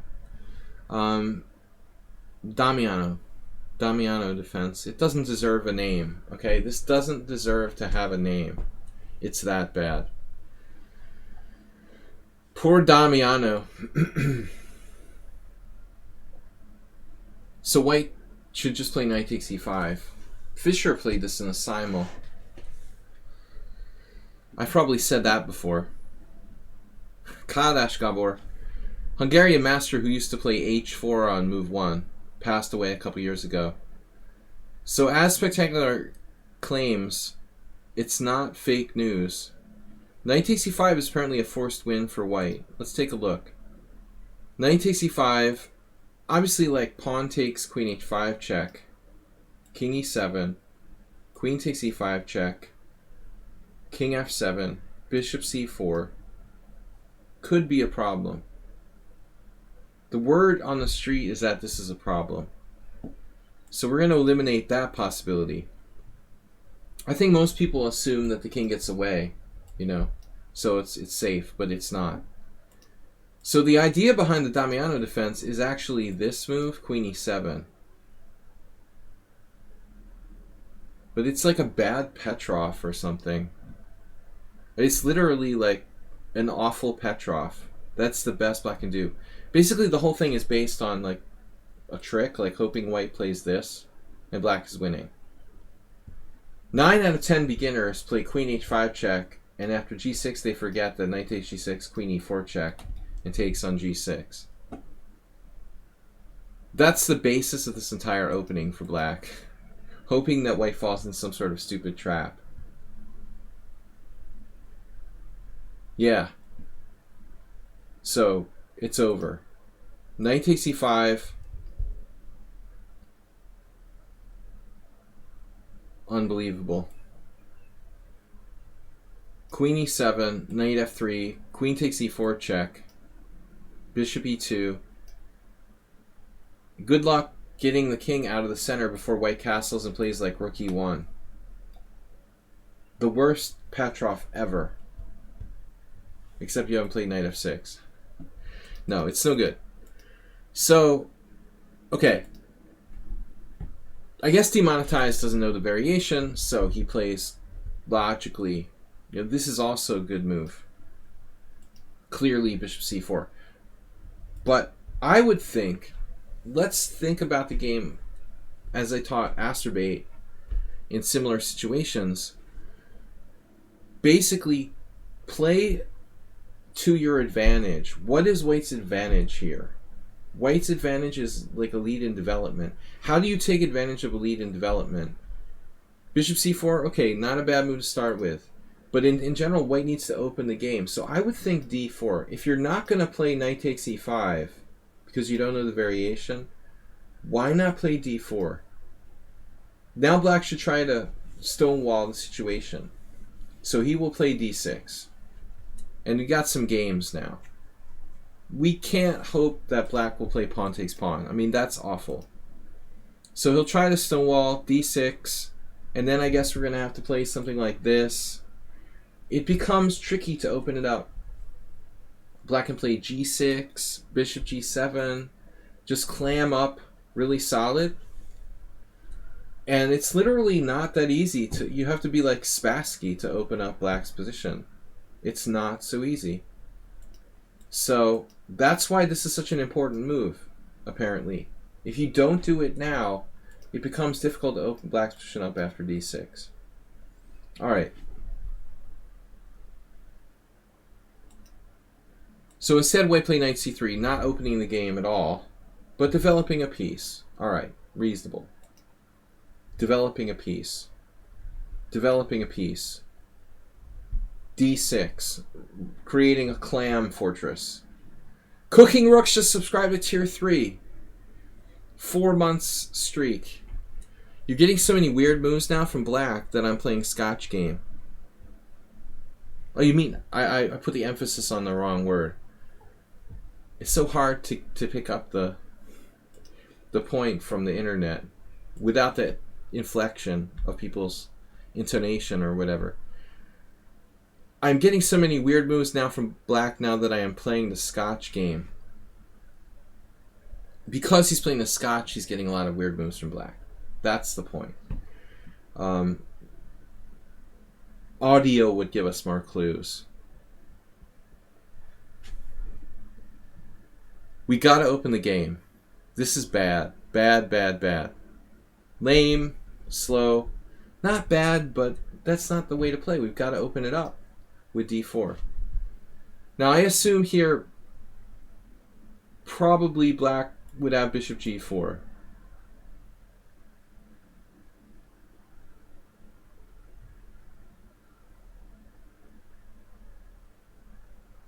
So if you're really nervous about that, I mean, I guess you could play h3 with the idea of playing d4 next move.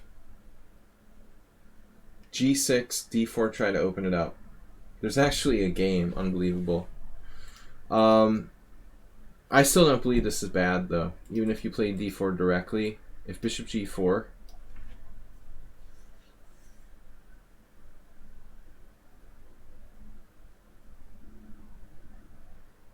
I mean, even in the worst case scenario, you could play this. Takes, takes, takes. The white is still much better in this position. Even this position. No development for black. Bad bishop. White square weaknesses. It's extremely ugly for black, this position. If he could trade queens somehow, maybe he would be alright. But the theme is open the position. Open the position. Green Jacket Fund, 1337. Alright. What's the significance? Is that your rating?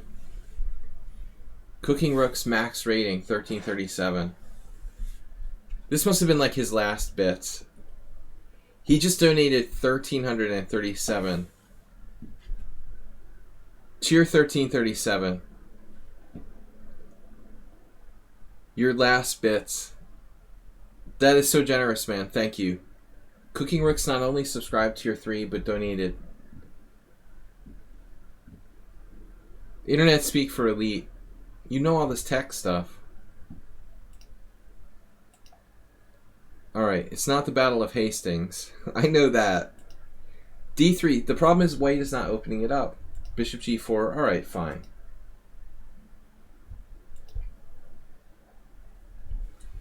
Alright, the pin is a problem. I am playing g4. If bishop f7, that's a good exchange. Our bad bishop for his good bishop. If he goes here, we have a choice between going berserk with like h4 or going for his bishop with knight h4. Ah, Cooking Rooks. Cooking Rooks got the 10k bit badge. That's why it was 1337. Really? Which is it? It put you over 10k? Here for Chessbids, thanks for being a subscriber. So what'd you do? We played what? Yeah, this is lame. Castles is kind of lame. This is a problem. We're committing our king. And you got like Mamadjarov or someone crazy playing black here. Of course they're going to play g5. You're walking right into this. Your king is committed too early. Black's king is not committed. He could try to castle queenside. One of the only ways you can dynamize a game is by opposite side castling. Changing the pawn structure is another way. Trading bishop for knight is another way. There's only like kind of a handful of ways you can create dynamics. Changing the pawn structure imbalance of piece material and castling opposite sides. This way white is castling kingside, committing himself. I don't think that white should do that here. g4, bishop g6, knight h4. This knight is fine. It can come back. You can play f4. You might take the bishop. It might go to f5. Don't be afraid.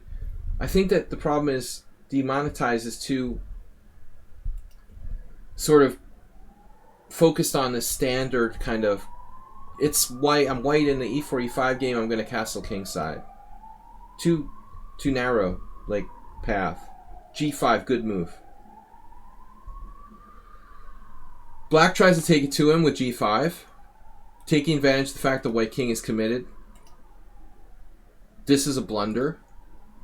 This is a blunder. Walking right into knight d4. Now, occasionally you might see someone sacrifice a queen. And this might be, you know, close to working, but I don't think so. Take here, here. Yeah, this is not going to happen. I mean, white has only 2 pieces for a queen. It's entertaining, you know, this might be kind of fun to play. Objectively. This could be fun to play, I think. You know, and maybe if black is not really sharp, I could see this kind of working out, like white could outplay him or something. But objectively, I have doubts about sacking the queen here. I mean, there's some chance, but it's really hokey. I would give it some thought, but I think you're going to have to decline sacking the queen. And this is a problem. So this is a very bad move. You still need to play g4. Don't be afraid to play that. You have lots of pieces around your king to protect your king's side. We can't be too dogmatic, but I don't like g4. Now maybe it's not too late to break the pin. Or maybe we can play bishop e3. You played queen e3. Alright. That allows bishop h6. Not good. But alright, we'll have to live with it. He should play bishop h6. Trading off his bad bishop.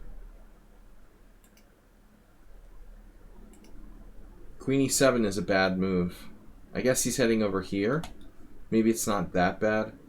White misses knight d5. This is an important move because you can play c3.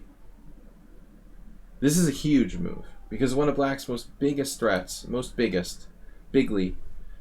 bigliest threat black has to like get that knight to d4. And if you can play c3 and cover it, queen g7, c3, then more knight d4, suddenly white is alright. You know, even here we can defend ourselves with like knight h4, guarding the g2 square. Everything's fine now. White is completely unraveling. But he misses knight d5. That allows the whole position to unravel. Knight h2. Alright, this is actually not a bad move. It's a little more passive. And again, you have knight d5. But he goes here. This is also not a bad move. I am concerned about this knight incursion. He found it. And now c3. c3 is key. Another interesting move is queen h3 to e6. Unfortunately, black can play king d8. Check, king d8, castled in the middle. I don't like black's position anymore, but he's not dead in the water. He's still alive. But I would think this is a cautious move. Making sure that knight doesn't become a permanent visitor on d4. See, this is a problem because here, you have several different problems to deal with when the knight comes in. Nils is still alive. Yes. That was the question on everyone's mind. Cheers, Nils. I was just saying to everybody, it's been a long time. I hope Nils is still alive. Wasn't I just saying that literally like 5 minutes ago? It's amazing. It's a weird coincidence. Cheers, everybody.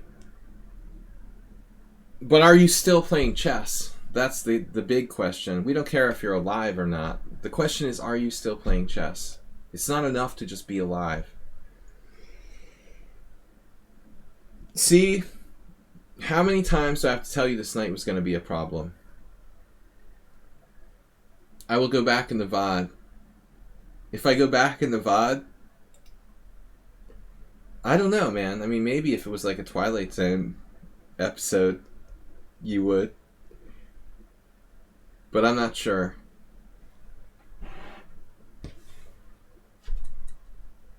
I don't know what other chess knight you're talking about.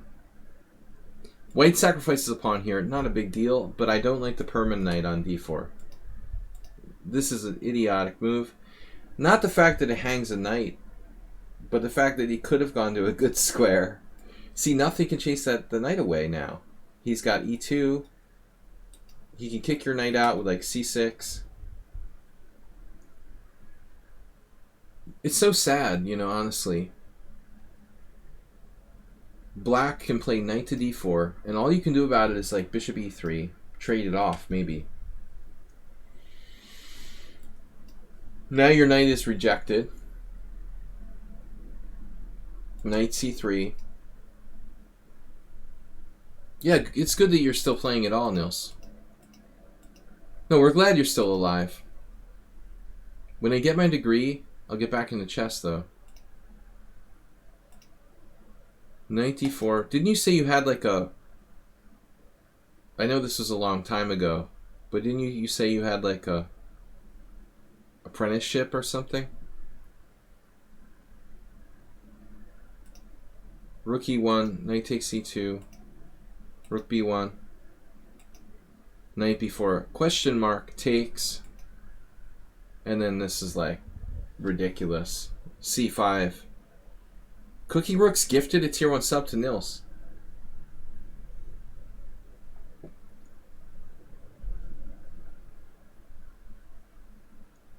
Very generous, man. Thank you. Nils is a former regular here on the stream. Knight d5. And I mean, black's just giving up the d5 square. Boom. Well, that was quite a comeback. That was quite a comeback from a player who was struggling on move 3 to refute the Damiano. Impressive. Impressive comeback. Alright, Astrobate is up next. Guys, I think we still have time for 1 or 2 more games. At least 1 more submission. Alright, Cooking Rooks. Very generous supporter of the stream. Thank you. I'm glad we're all still alive. We haven't lost any of the viewers from the stream as far as I know. It's been a really scary pandemic. I'm still pretty pissed because I don't, even though I got my first vaccination, I don't have like the card that like allows me to go places like hotels and zoo, and they didn't send me a card. So I'm still I can't go to the poker club, I can't go to the zoo, I can't go to a hotel, I can't go on vacation. I'm still like banned from everything. Alright, we've got Astrobate here playing the Benoni. Let's flip the board.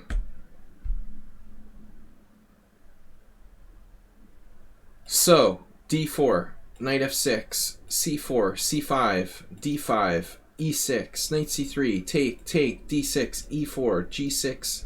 Cool. So Astrobate, another mainline Benoni. White played h3.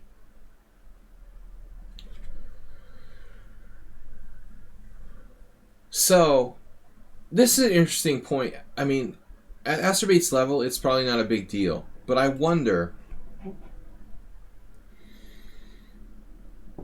what's the difference between h3 and like bishop d3? I play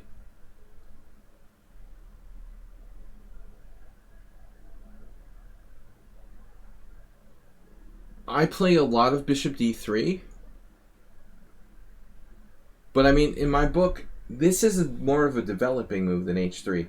Somehow bishop d3. Look at the breakdown on the opening explorer. Can you guys see that? It's kind of crazy, but if you look at bishop d3 and h3, they're really close. Check out bishop d3 and h3. With bishop d3, there's 789 games, and with h3, there's 758 games. Insignificant difference.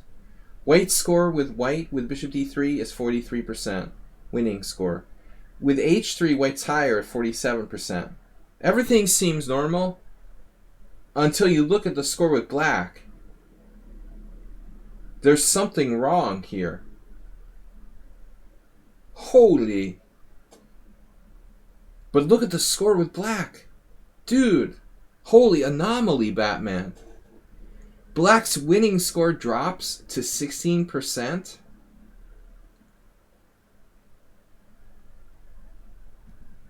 That's not a statistical anomaly. You got 750 plus games. The whole Benoni, every single move here for White is like 25+% for Black winning, except for h3. And I've been playing bishop d3 all this time.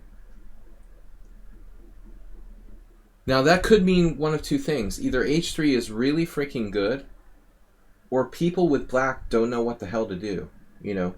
And I think like most likely the latter. It looks like h3 introduces some subtleties that maybe Black isn't like fully well prepared for. I would think it would just transpose. Bishop g7, bishop d3, but no. It looks like knight f3. So now we're really getting to weird territory. Castles, bishop d3. No, there's nothing weird about this. This is normal. So why is the score so skewed? I don't understand. Knight f3, castles, bishop d3, b5. Every other variation sucks. Knight a6. I don't know. We should pick this apart later, but this is Astrobai's game. You know, I'd like to understand better why. I'd like to understand. I'm a fan of statistics, and I'd like to understand better why that's so far apart. Why is h3 so poor for Black, whereas bishop d3 is okay? It really should be the same thing. We're playing h3 here now anyway. Alright. Anyways. h3, bishop g7, knight f3, castles, and now the moment of truth. Bishop d3, Astrabai.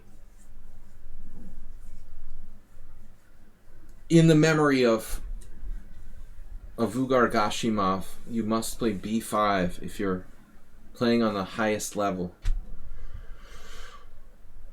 The highest level requires b5. They say that Gashimov had preparation so deep that he had like 4 different variations prepared in every line when he played the black side of the Benoni. That's what I heard. Tragically, he passed away. I don't know how many years ago it was, but I mean, he was the world's leading expert on the Benoni by far. But b5 leads to a forced rook endgame where white has no chances to lose.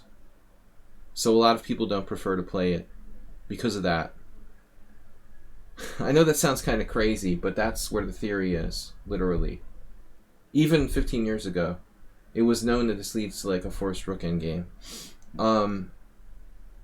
Bishop e5, knight e4, knight e4, queen a5 check, knight fd2, queen b5, knight d6. Actually, Nils, did you play the Benoni? Somebody played the Benoni. Somebody in the stream. Maybe someone we can't speak their name. But it wasn't Nils. Nils plays the Grunfeld. Castles, knight b6, knight b6, queen b6, knight c8, rook c8, rook b1, here, boom, boom, boom, boom, boom, boom, boom, boom, boom, boom, boom, boom, boom, boom. Okay, this is like an example. This is not the rook endgame, but it all liquidates to like a draw. But it's like white is like better all the way to this very, very long and objectively, if you want to win with black against this line, you have to try something else. b5 is basically the best move, but you can't win against the grandmaster. Asterbate plays a6, second main move, a4, and now knight on bd7, castles, now rook e8. So as you can see, this knight h5 is a move. I faced that myself, I think. Bishop g5, bishop f6, I had a game like this years ago. Many, many years ago. Probably around 2000. I played this position with white at the Boylston Chess Club Championship. Maybe Boylston Chess Club Championship 1999. So I was playing this with white 10 years before that. Yeah, you see Kramnik Iescas, 1993. This has been around a long time. So you might want to play knight h5. That's one option, Asterbate. But I think the key is to understand the ideas here. Black must play for dark square control. e5, these are the key squares. e5, f4, d4, f6, e7, g5, h4. Everything to do with the dark squares. All of black's counterplay is contingent on trying to use the queen and the knights and the bishop and the rook to control the dark squares. Try to get a bind on the dark squares. It's an uphill battle because white has a 5-pawn majority on the king side. You only have 4 pawns in the king side field, and white has 5. So that compensates your active pieces to some degree. It's funny because normally in the Benoni, black is playing on the queen side. You think like the queen side majority, 3 against 2. In tandem with the bishop on g7. Benoni is generally a queen side activity type of opening. But in this case, black is really playing on the dark square king side threats. Anyways, different setup. Knight on bd7, castle. I guess rook e8 is okay. I mean, you don't have anything here. He's really solid on e4. And this is a positional mistake. Generally speaking, you don't want to let white take when you have to take back with the pawn. Generally, that's the rule. Why?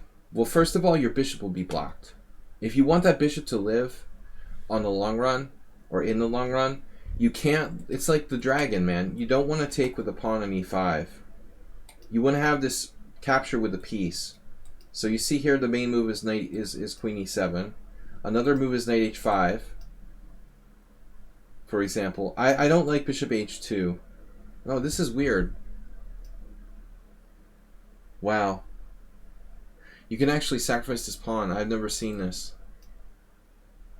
With the threat here. Okay, this is really complicated. I don't know about rook e8 though, Asterbate. It looks like knight h5 is better. I've played games with g4.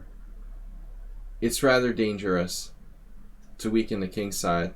I have played this with white. Alright. Rook e8, bishop f4, knight e5, knight e5, and this is a problem. This pawn is a problem. Actually, you know who has a good example of this in his instruction books? Where did everybody go? Where is everyone? Very instructive stream.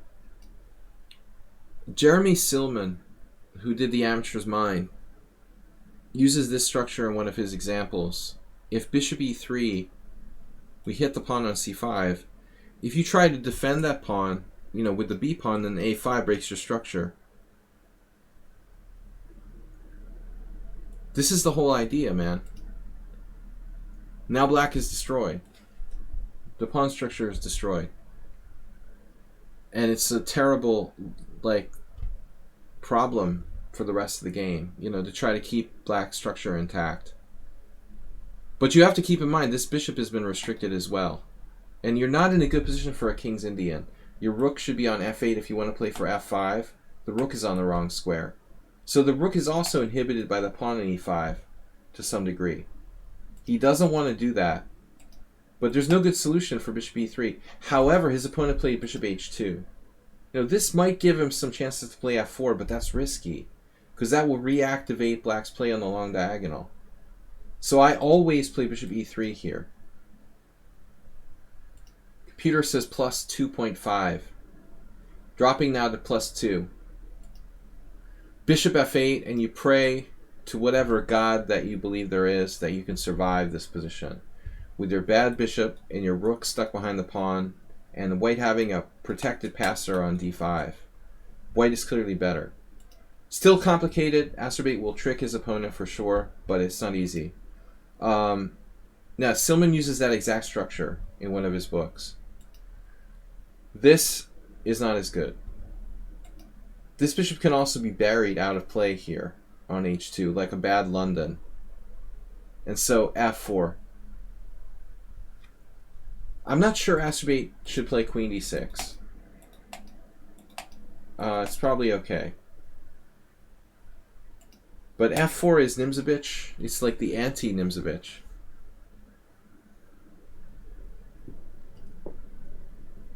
Nimzovich said you should attack the base of the pawn chain, not the head of the pawn chain. He's attacking the strong point on e5. When you analyze chess, it's important to understand, you know, classical theory. Basically, Nimzovich was one of the most important players in history of chess, who illustrated first this concept. You want to attack the opponent where they're weak, at the base of their pawn chain.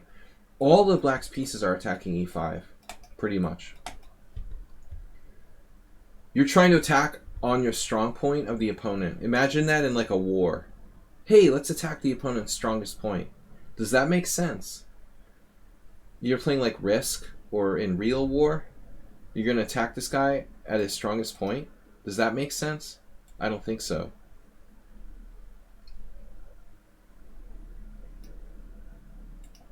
Boom. Beautiful, beautiful control of the dark squares. Now his only chance is probably f5. He does go for it. Now Astrobate, I like knight f4. You might want to gamble. No, you can't. Alright, I think knight f4. White is probably still better. It's not enough to save you. But let's look at one other possibility. Can Astrobate pull the trigger on this capture?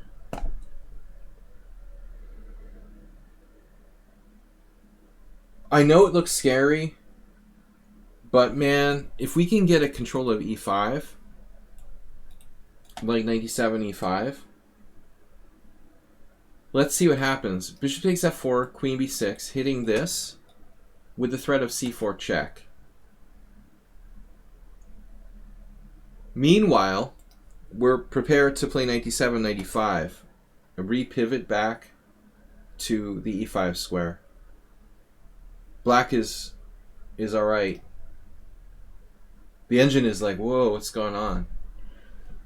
Computer says white is better if he's extremely precise. But let's see what the best move is here. Knight h5 or e takes f4. Actually, even this is cool. Could you sack the exchange? Mommy. Speaking of crazy ideas, I was even thinking of rook takes e5. If he takes, we probably have enough compensation. Man, that's beautiful. That is beautiful. Look at this move. Bishop takes c4, bishop takes h3. I'll tell you one thing, Stockfish 13 is unbelievable with dynamic, like, imbalanced sacrifices. That's a great exchange sack. Sorry to flip the board. Did I flip the board? What did I do here? I just went on some analysis variation. Anyway, Astrobate, you got a lot of chances, but you're shut down here. Knight f4. All right, cheapo in effect. You've got a5. Okay, he missed a5. You could end up like one of Nimzovich's opponents, queen a7, knight a4, and smothered. Smothered with knight b6. This wins a piece. Here takes. So he has to take time to defend that with like bishop c4. I think you're in terminal danger here. You're probably lost. This. But you can play queen b2. Alright, queen b2, knight a4, queen e4 check. That's cool. Yeah. So a5 doesn't work. Computer is like rook f2. That's grandmaster, master level move. He needs to find that. He didn't find it. Rook f2 does everything. It guards this. It stops the c4 check. And b2 is protected.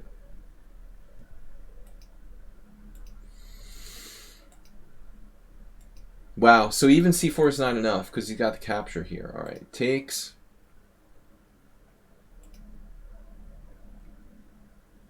Wow, and even this. This guy means business. Check. Oh my god, you're losing a rook. But you're prepared. You're prepared to sacrifice everything, right? Bishop h3. He's setting up the ultimate cheapo with bishop h3. Damn, dude. And white played the ridiculous bishop takes e5 now. Okay, his knight's hanging. And he was like, oh, this is a cool move. My queen's protecting it. But Astrobate hit him with his favorite move, bishop takes h3, threatening mate on g2. That's it. Mate. Oops. Alright, man. Creative, tactical solutions. But you're getting better. You're getting better. Getting better at the Benoni, too. So are we on the last game? We've been streaming for 2.5 hours. I've got Ubatis, Learning Chess, J. Gomez, Demonetize, Astrobate, Sumaher. Thanks for the support from Cooking Rooks, although I'm disappointed he didn't submit a game for today's stream. Very disappointed. He wanted to do lessons. He's on the lesson waiting list. Man, nobody's like quitting lessons with me. I'm just waiting for someone to quit, but nobody wants to quit taking lessons. It just sucks. We can't get Cooking Rooks in the lessons mix. No, I'm just kidding. I don't want anyone to quit. But I'm going to get stressed out if I add anybody else, so I try to keep my workload to a minimum. Thanks, guys. This game was live on Pound of Swiss. Yeah, man. I mean, Astrobate, a lot of people diss you because you're 1600. And I think Esmarchea is like one of those people. He's like not paying careful attention. He's like, oh, it's just a 1600. And then wham, you're like, made it. You've come close against me a lot lately. You had me beat once recently. But thanks to Astrobate, very supportive of the stream. Alright, Sumaher versus Arcadio Gonzalez.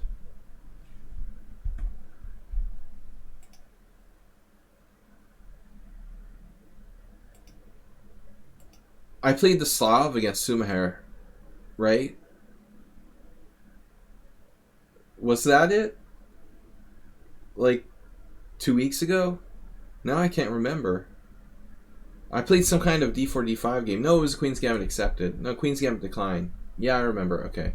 It was an exchange Queen's Gambit. I knew I played d5. You can look at my 14-move mate. Only with your permission, sir. Alright, here's a lecture topic. This is important.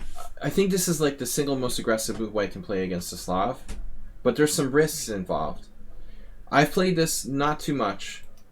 I remember one of my best games ever I won where my opponent played the Widower Gambit. I was just talking about this the other day, so it may seem like a repeat stream. The Widower Gambit is a crazy, like, kind of unsound pawn sack. But the most important thing is probably the pawn triangle. You got to ask Sumaher, why are you playing knight c3? Why are you playing knight c3 instead of knight f3? And a lot of people are like, oh, well, I don't know. I'm just playing a move, you know. There's no reason to play this move knight c3 unless you specifically are going to play something sharp. Like this gambit, which was played in Uva versus, should I say Alyakin versus Uva rematch, which I'm working on now for a chess lecture. I did a 10-part series on this World Championship, which was kind of a blowout by Alyakin. They had an interesting game in this line, though. Most people play like b5, but you have to know what you're doing here, dude. I don't know what you want to play. If you play this, like, you've got nothing. I mean, I don't know what your intention is. So d takes c5 is critical, and you're giving black that critical line. You got to have something there. Secondly, black can play the Widower Gambit, and thirdly, against the triangle, you got to have something. You can play knight f3. Fine.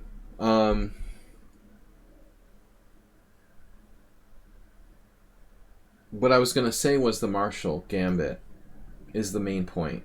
This is the coolest line you can play, thanks to playing knight c3 against a Slav. Specific variation, so you can play this, takes, check, bishop d2, and sack a pawn.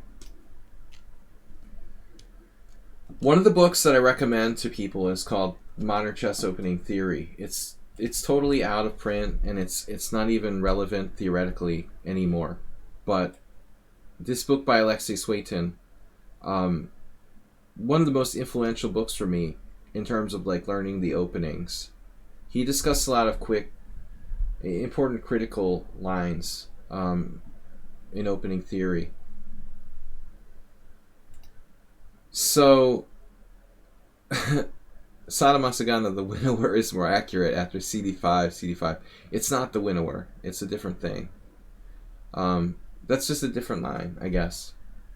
But anyway, like this is really deep theory. Takes, check, and then either like knight e2 or most likely bishop e2. But this is the most dynamic way to play with white.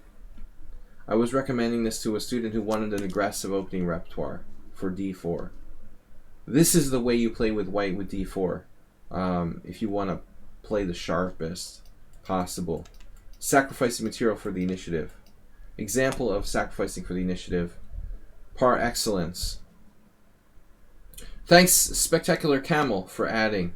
So anyway, we have just a transposition, you know, and then finally it's like queen c2. What?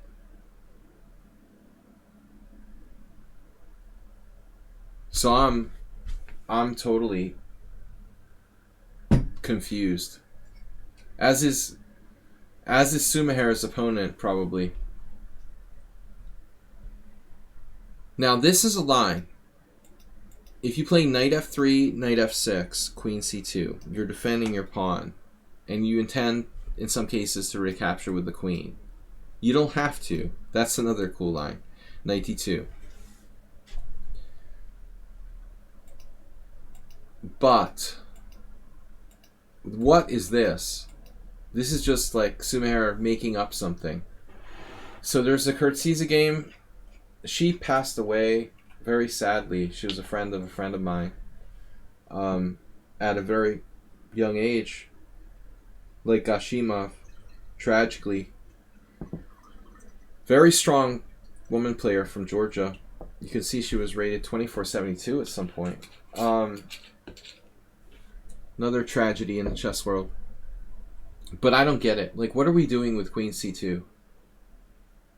You can't even play the Geller Gambit now. So, the only explanation is that, like, on d takes c4, white is going to play knight f3. And then play a weird kind of delayed Geller Gambit. I mean, I guess d takes c4, knight f3, guarding d4, with the idea of e4. Is Colin Crouch still alive? Man, it's like, it's kind of grim stream, and I'm like constantly asking if people are dead or not.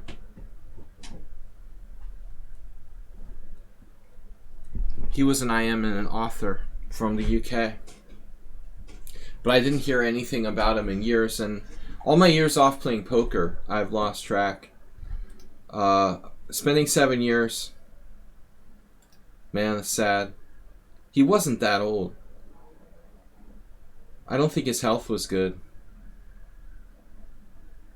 He died in 2015. Right about when I was coming back. But I was kind of out of chess for 7 years. Between 2019 and 2015, I didn't really follow the game much. 2009 to 2015. Rest in peace, Colin Crouch and Nino Kurtzidze. We've lost a lot of chess players, sadly. But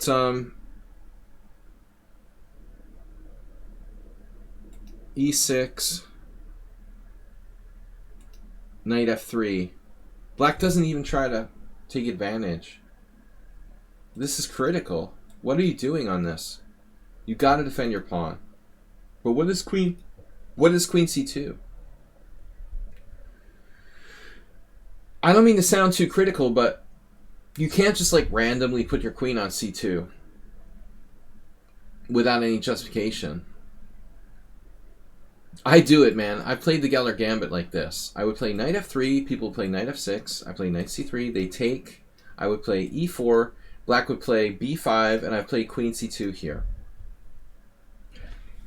After Spassky, but only because this is like a really rare line. Simon Kim Williams has played. I've been playing this in Blitz for years, but it's an unusual move. In this case, we're protecting the pawn on e4. So maybe the Sumahara can get into some kind of position like that. I don't trust that line, by the way. I think it's kind of rubbish for white.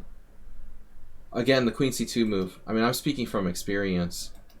It doesn't work well here. Knight f3, a6.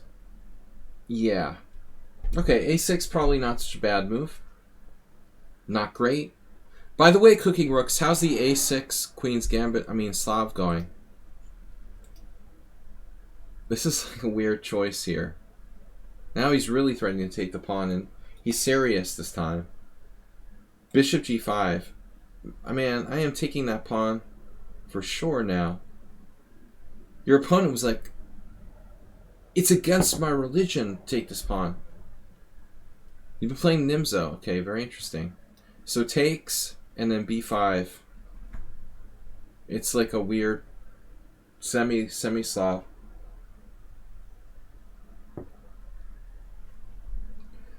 It's obvious that black had no intention to ever take his pawn on c4.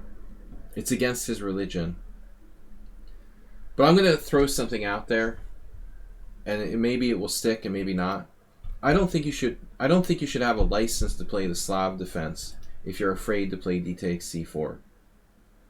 They should take your Slav defense license away. You're like, are you a real Slav defense player? Are you, there should be like a questionnaire. Questionnaire. Are you afraid to take the pawn on c4? Check. Slav defense license revoked. Or declined. So this guy's Slav defense and his manhood is revoked for being afraid to take his pawn on c4. Especially after a6 with extra support. Now he can really play b5 without fear, of the pawn falling. I'm going to tell this guy something straight up. Don't play c6, Holmes. You should be playing e6. You have no business playing c6. You have no right to play c6. Take his Slav defense license away. I mean, this is ridiculous. You're like, the guy's waving a red flag, like begging you to take the pawn on c4, and you can't take it. You're playing a bad queen's gambit now with bishop e7. And then Sumahara takes on d5. Cooking Rush is gifted tier 1 sub. Smokecraft. Really good. Really good comment. No, man, you can't take. I don't know. Look, this isn't bad, but at the same time, I don't think that white should take on d5. You should play e3, and now you have a good queen's gambit. Georgie. Playing like Georgie. A friend of mine worked a lot with Georgie, and thinks the highest of him. We played 3 times, and we have an even score. But I will say that Kashish really is a really, really amazing positional player. I have the utmost respect for his strategic game. But I don't think you should do this. I mean, even c5 is interesting, actually. As crazy as it seems, like, this might not be that absurd to play c5. You like his accent? Wait, what? Mr. Coffee, what accent? e3. Yeah, you gotta play e3 here. This is kind of lame. You should have your... It's just lame. It's lame both ways. Like, if he takes this way, it's a boring exchange variation. If he takes this way...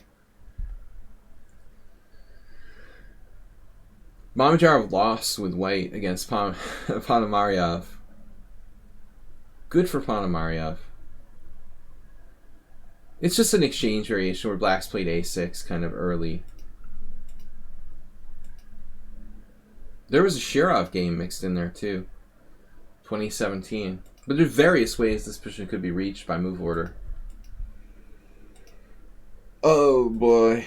Alright, so that's a problem. Yeah, I don't like the way this went down.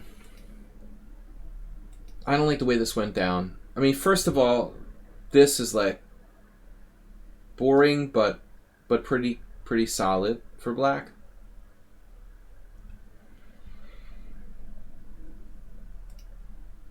Anyway, this is probably okay. Now we have to be careful. Black needs to play knight on bd7. As you'll see in the next moves, it becomes apparent. Watch. Why this is important. What happens now? Castles, bishop d3. Oops. You're threatening bishop takes f6 and bishop takes h7 check. That sucks. Now I have a question. What about g6? How bad is g6 here? Seriously. Because nobody played that. I mean, are you going to get mated by h4, h5? Is Sumahara going to go nuts here? Maybe. How bad is g6? Is knight e5 and the London system player going to sack all his pieces on g6 and mate me? Maybe. That's going to require like 2 piece sacrifices. And we don't have to take the second one. So I'm still not 100% on board. The computer's like, white is only slightly better. Damn, dude. Even with all the pressure on g6, it's equal, according to the engine. Check this variation. Knight d7, knight d7, draw. It's 2 of my favorite IMs. Janusz. Oh no, this is Janusz Orsho. I don't know who Janusz Orsho is. But Karsha I've played before. Karsha is decent. He's old now. But we played a couple times. I beat him once and drew once. He was solid. A legit IM. But man, that's the end, man. Black is equal. Oh. What are we going to do? You got to go for h4. And we're just going to hack and slash and castle queenside. And hope something good happens. So that would be fun. Anyway.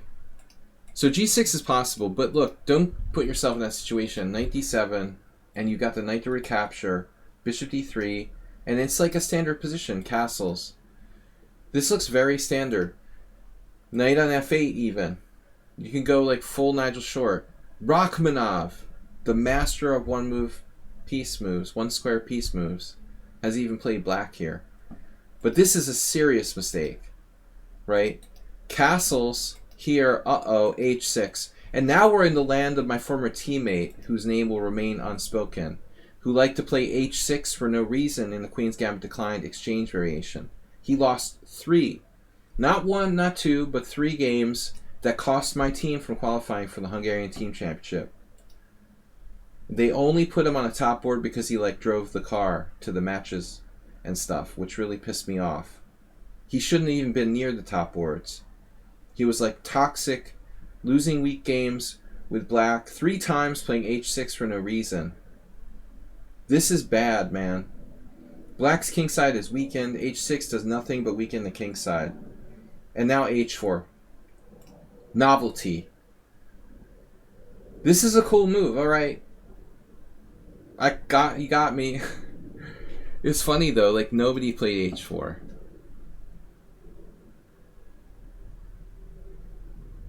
There's one Vietnamese grandmaster, a second grandmaster, Ipatov, before he was a GM, and another 2200, and nobody played h4. They all played bishop f4, which is good too.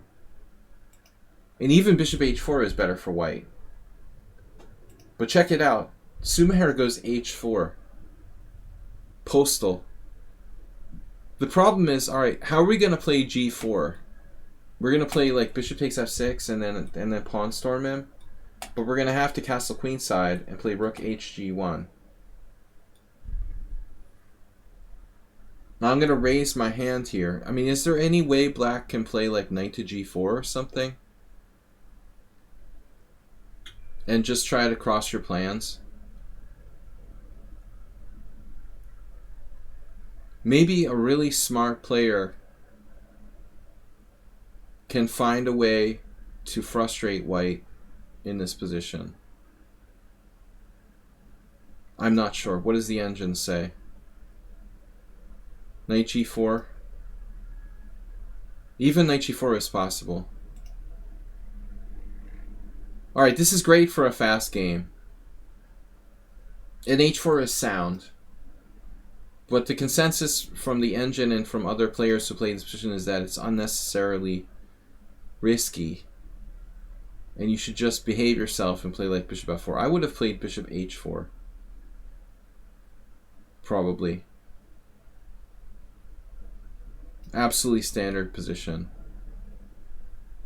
White didn't win either game, but that's because white wasn't strong enough. White is slightly better here.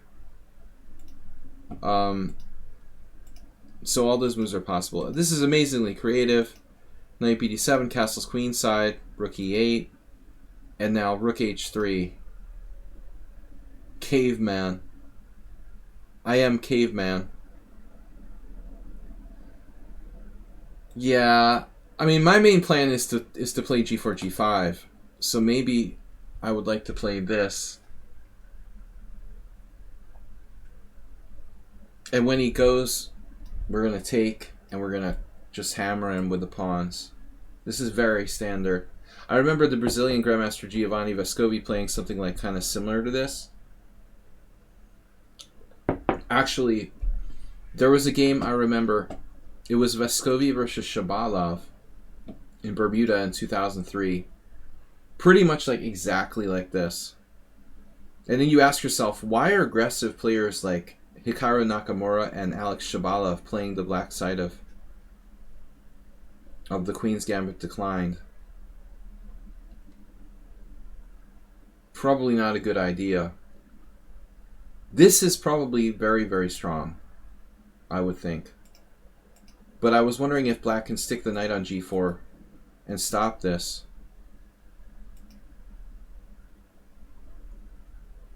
This rook h3 seems too primitive. Like, we just do this. This is the one question, though. Can he go here and just, like, physically stop you from playing g4? check, king h8 or f8. I don't know.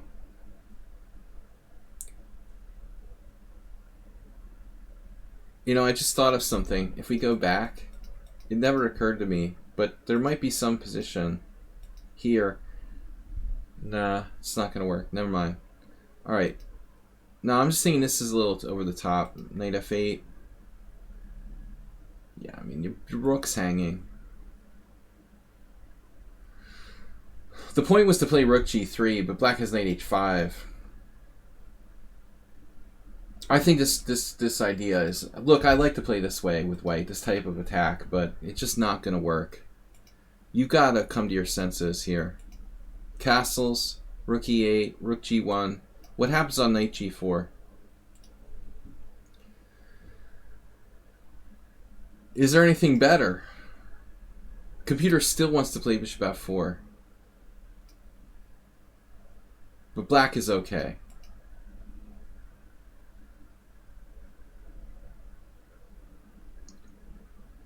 Yeah, there hasn't been a lot of high-level talent from the Brazilians. That's interesting.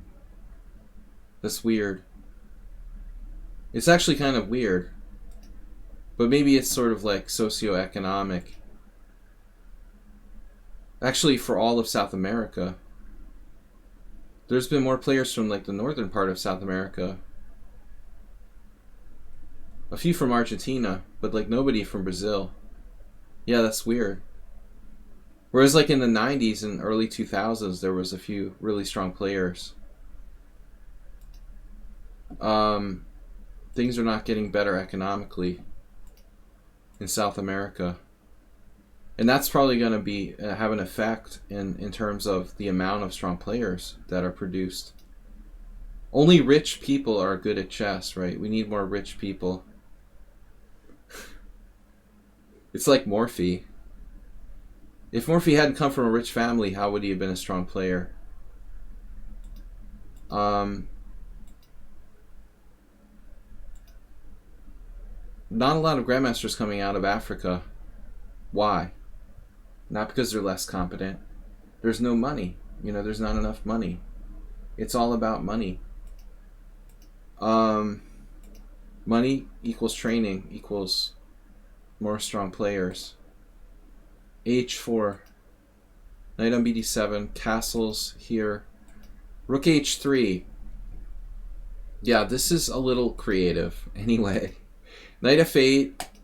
Bishop takes h6. Now, alright. Of course. Like, all the best Argentine players, like, moved to Europe. They live in Spain, you know. They couldn't have enough strong competition staying in South America. It's one thing if you're like in the US now, there's a lot of tournaments, a lot of colleges that are sponsoring it. But if you're in like South America, you're stuck there and you have to move to Spain. But the Argentine players seem to have a stronger connection with Spain than the Brazilians. I had a lot of friends back in the day. There were both Brazilian and Argentine players traveling to Spain for tournaments, but obviously that takes money, you know. Not everybody has the ability to travel, you know, transatlantic to play in chess tournaments. Just the wealthiest. Chess is a snob sport. At least for like elite tournaments and stuff. Yeah, I think all federations have corruption issues. But some are worse than others, I'm sure. Anyway, knight f8. Alright, I don't think this is sound. I mean, I think black's just taking here. Show me the money. Bishop takes h3. Black should be winning. Takes. And now takes. Check.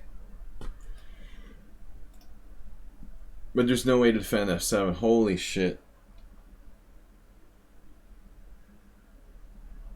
No way to defend f7. This was greedy, though. You don't need to take that bishop on h6, right? Okay, this is my point. My instinct said that rook is a capture, but this bishop is probably not. Alright, this is greedy. Brainless capture. What about this? I believe black can defend this now. We're up the exchange. We're up the exchange for a pawn, for a doubled pawn. I gotta believe that black can hold this together somehow. Maybe knight h7, knight e6. What's the oracle say? Yeah. It's marginal and it's right on the borderline. But black's alright. Yeah, Cuba is got that Soviet chess connection going on, man. It's still having an effect today. They were so infused with chess talent from the connection with Soviet Union. It's amazing. I mean, probably a limited amount of time it will continue, but it's like baseball, you know. No connection to the Soviet Union there, but I mean in Cuba in terms of they're still, you know, with very little money producing amazing level of talent. Cuba is definitely an insane exception.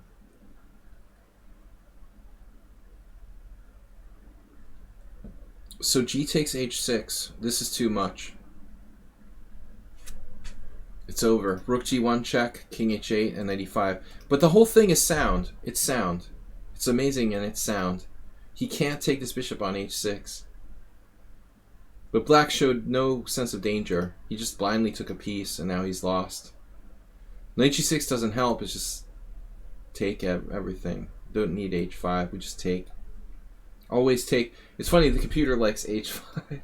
H5, it doesn't matter. It's like whatever. Just take. I don't know what to play. We're just lost. Yeah, that was a cool game, man. But it was a little fancy. Very cool. Alright, so last game for Cooking Rooks.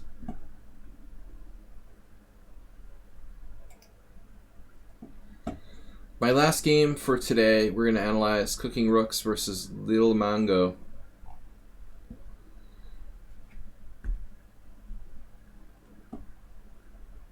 Oh yeah, that's cool. If you got players from Brazil coming in from Cuba, we've got a lot of Cuban players move to the United States, of course. Tons. I just can't believe how many strong players are still coming out of Cuba. This many years after the fall of the Berlin Wall and the fall of the Soviet Union. It's amazing that it keeps going, really. There's such a strong chess tradition. They have kind of close ties with other countries like Mexico. I have some Mexican friends. One in particular who plays a lot in Cuba. Amazing chess tradition. So anyway, alright, this is Cooking Rooks playing white. E4, C5, D3. I mean, D3, Knight D2. It's a standard King's Indian attack move order. Black could play D5 here. If he wants to. Knight F3, E6. Solid French type setup. I had a game the other day.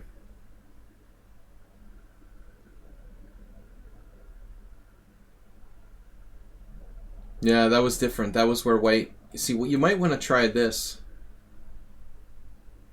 I've had a number of games against strong players cooking rooks. You can try G3 on move 2. Speaking of South American players, I had a game with this Peruvian guy, Munoz Pantoja, who played in Budapest with me like 10 years ago. He lives in Spain, or at least did. He became a GM by a Peruvian guy moving to Spain to play chess in Europe.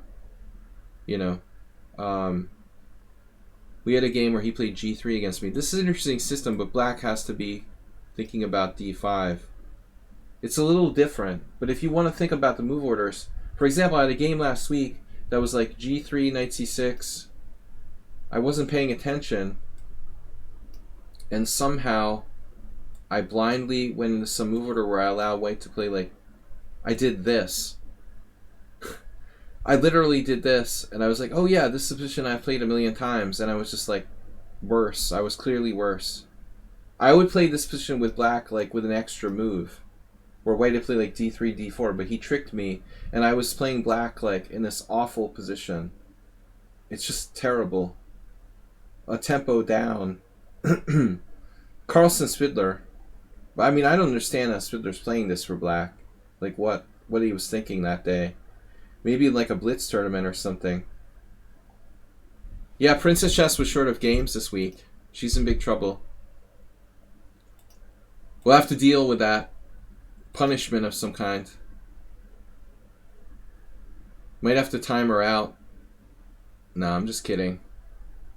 Anyway, that's something to think about, Cooking Rooks. If you want to play the King's Indian attack, maybe the G3 move order gives you tricks with D4.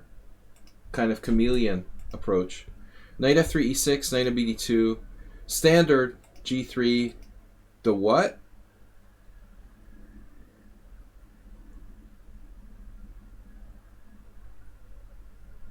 Yeah, I mean, G6 is only something you can do. You know, they tried to do it in the Con Sicilian. It looks crazy, but I've played against some good players. Strapunski did it against me. They tried to do like A6, E6, G6. It looks like checkers. But it's playable. But this is just a bad move. There's no justification for this. Too early. It probably just loses a pawn. If I don't have a good reason not to, I'm playing this move. Cooking Rooks, your relative beginner. Are you afraid to go into this? Take. And how do you feel? Is this even good for white? I'm not even sure. And I'm asking a guy who's a relative beginner how he feels about this endgame. You know, honestly,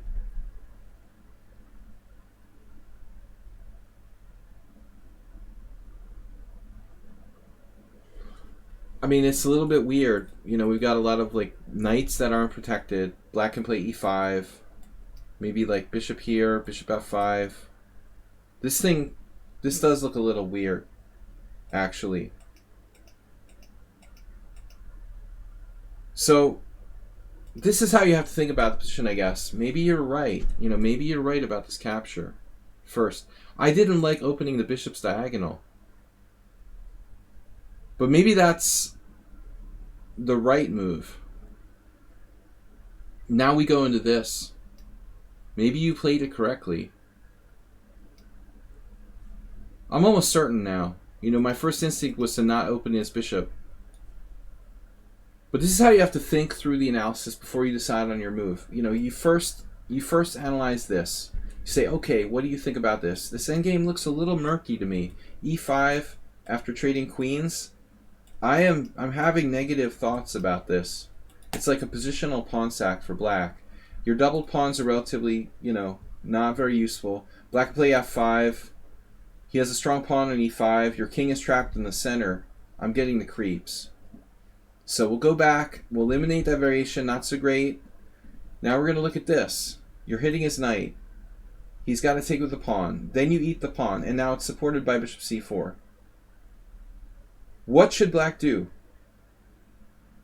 He played D4. He played like the Albin counter gambit. Objectively, maybe he should try takes. Because again, this is not that clear. Yes, you're better, but it takes skill. If you take with the bishop, now things are a little bit weird.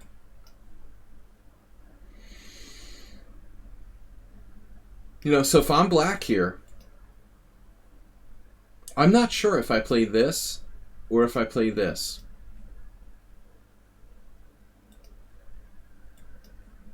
Yeah, probably queen e2 is an issue. This objectively may be a problem too. No, there, bishop e6. Not clear. I mean, I'm going to turn on the engine. I don't like to rely on it too much, but I'm really not sure if black should take or push. Or neither.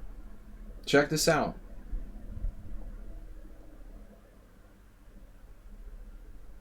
So the engine is just like, screw it. You know, I'm going to play for development. Any kind of developing move. Knight f6, bishop e7, bishop f5. Anything but those moves. It's all about getting the pieces out quick. I would have thought, you know, this move could force white to make some kind of concession, like bishop takes c4. Yes, I know it's attacking that, but he gets to play bishop h3. Maybe you can't castle. Probably it doesn't matter. Queen e2 check, we castle queenside. You know, this is rather artificial. Bishop e7, knight e4, threatening knight g5. Bishop takes f7 check. Yeah, it looks bad. So d4. But the problem is, okay, bishop g2, and now black's just going to be down a pawn. It's basically an Albin counter gambit. It's just a weird Albin counter gambit. Where white's totally safe. He's up a pawn. It's a double pawn, but he's up a pawn. Right? It's good. And you played well.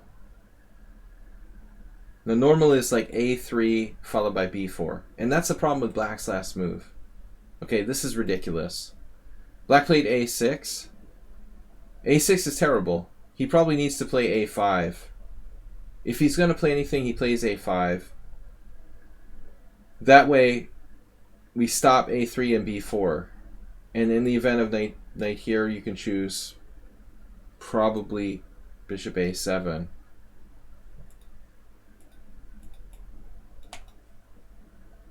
Defended. Defended, defended. There doesn't seem to be anything for white except maybe this. Maybe it's a problem. Maybe this falls at the end of the day. If bishop g4, h3, he can't hold it together. It looks like eventually we'll crack him and take this pawn. And the whole position kind of like collapses. For example, Yermo, who used to say, in this position I have the pawn and the compensation too. Yeah, that's an old joke. Probably quite a few people have used that one. Yermo learned it from another English-speaking chess player.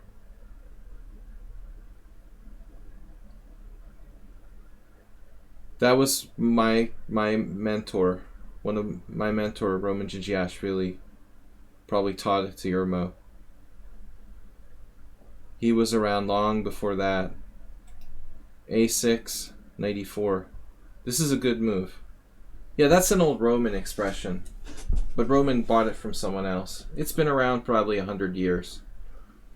It just gets recycled. It's funnier when you say it with like a Russian accent or some sort of weird accent. Yeah, knight e4 is very strong, man. Great game. Perfect. Now, however, I think a3... No, as I said, maybe not perfect. Maybe you missed the boat there. Yeah, I guess a3 is better. Let's check with the engine. Well, they're all good. A3 is number one. No, what did I say? A3. +4. See, the thing about this move? It's all about flexibility. When you play a3, you have the possibility of knight e4, you have the possibility of knight b3, and you have the possibility of b4. In any game, it's important to keep your options open, so you have all the above. Now a5, knight here, and like I said, he's got big problems on the diagonal. So if you try, even if he even tries, like, you might have knight takes d4. I mean, I don't think he even got this diagonal, right? I don't think he can even like take this. He's just like dropping his rook on a8. Nothing. That's nothingville. You're just down the exchange for nothing at the very minimum. But if you're not familiar with the Albin counter gambit, you probably don't know that. Anyways, alright, knight e4 is still not a bad move, and you got very strong threat of this, but the problem is b6. That is kind of annoying. Now if a3, a5, and the problem with knight e4 is you're attacking his bishop, but you don't have the double threat against e4.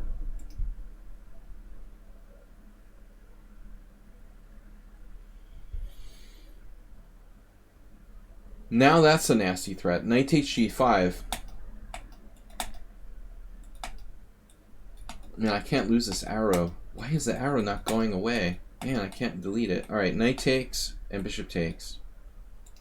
Dude, this was a good game. You just played this.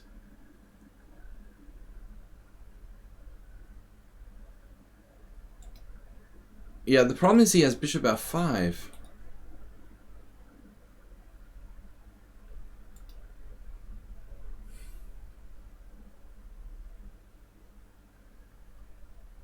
So I was literally thinking, maybe you should play this. What's the win here?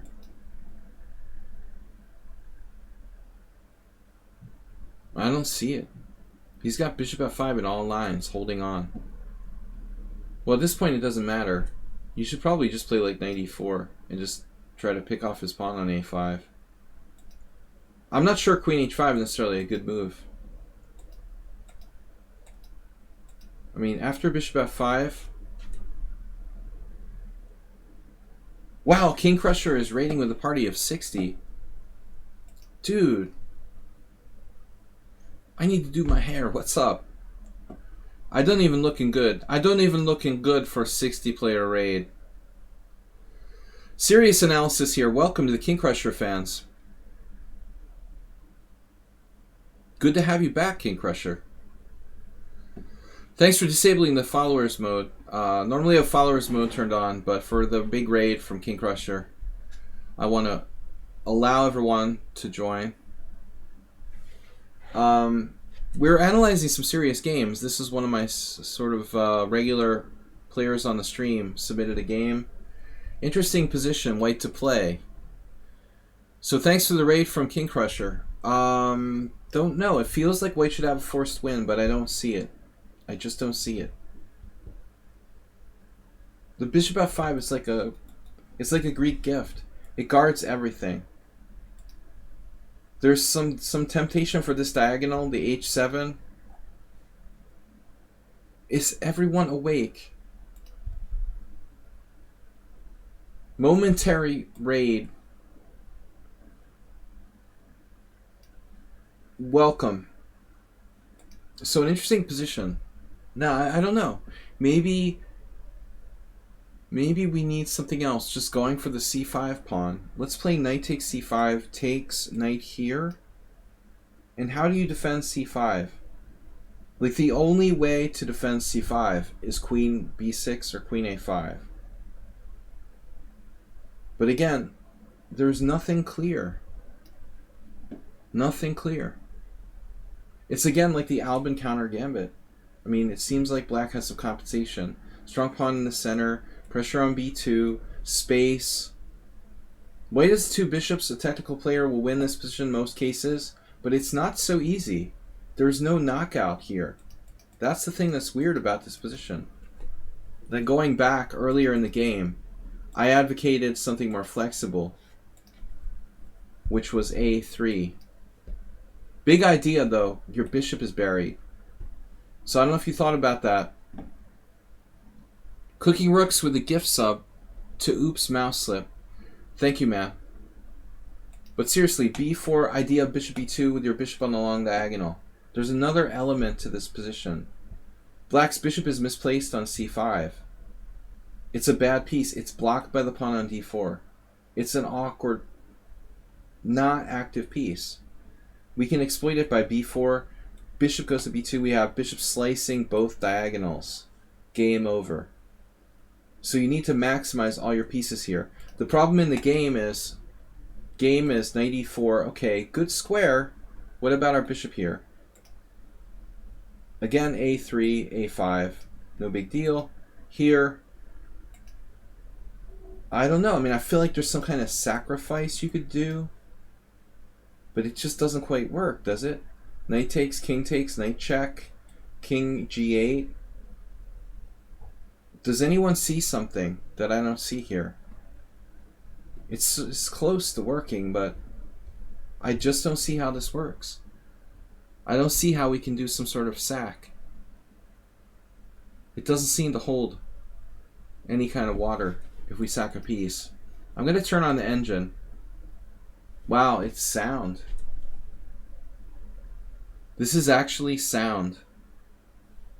I'm just like guessing in the dark here. But I would assume that if this works, there must be a better move.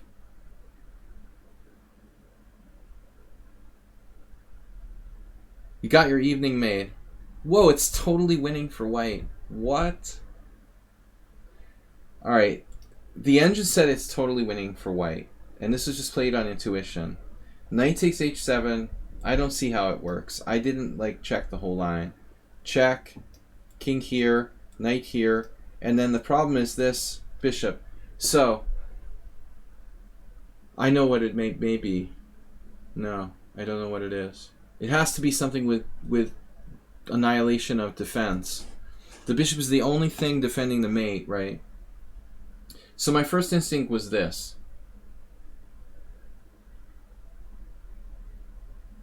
The first instinct is always right. Yes, bijak. Elimination of defense of h7. You know, it's cool. I understand the whole puzzle thing on Lichess and other chess sites. The problem is the puzzles aren't correlated by theme. If you correlate puzzles by theme, it's much more instructive. You learn, to look for a certain concept, and that actually helps you. When you're playing like random puzzles and you have no idea what the concept is, it's really not as instructive. See, if he can never do like this, it's game over, it's mate, right? How does he... Queen d7. This is the only move. Queen d7 or queen c8. He has to defend the bishop with the queen, so the queen keeps the connection. So how do we break the connection? g4.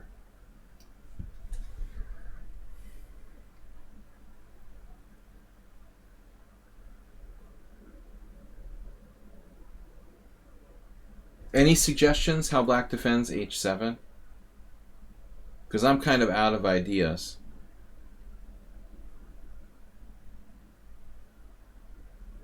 I think it's over. There's literally no way to defend. So, Cooking Rooks is a genius, but he's not that much of a genius. To come up with knight takes h7. I just found it by lucky guess. Always look for the forcing moves. Queen h5, knight g6, and mate in 1. A little easier this way. Anyway, guys, I gotta go. I want to appreciate King Crusher for the raid today. I'll try to counter raid. We'll try to counter raid King Crusher one of these days. Last time I tried to raid you, I couldn't get the raid in. Maybe it was turned off or something. So appreciate the raid from King Crusher. All the King Crusher fans out there. Guys, that's it for today. I'm going to get some rest. We're going to be back. Thank you, Cooking Rooks, for submitting the game. Thanks to all of you guys for hanging out with me. But that was a cool final position. Yeah, was that the best move, by the way? Before we sign off? Was knight takes h7? Yeah, wow. Well, my second guess is +4. But I didn't think it was that great. Knight takes c5. So I'm better than I thought. Mr. Coffee, thanks for joining us. Thanks for being the essential mod that you are. Thanks everybody for support. Cooking Rooks, move 11. Very fun, guys. Kings in the attack is fun, he says. Yeah, I mean, it's pretty fun, this position. Guys, we're going to be back tomorrow morning. And girls. Guys and girls. Everybody. We're going to be back tomorrow morning with Blitz here on lichess.org. Bogachog said, Can you not push black's f-pawn attacking knight? Yeah, you can try that, of course. You should try that. But I'm sure that it's like... I'm sure that it's like slow death.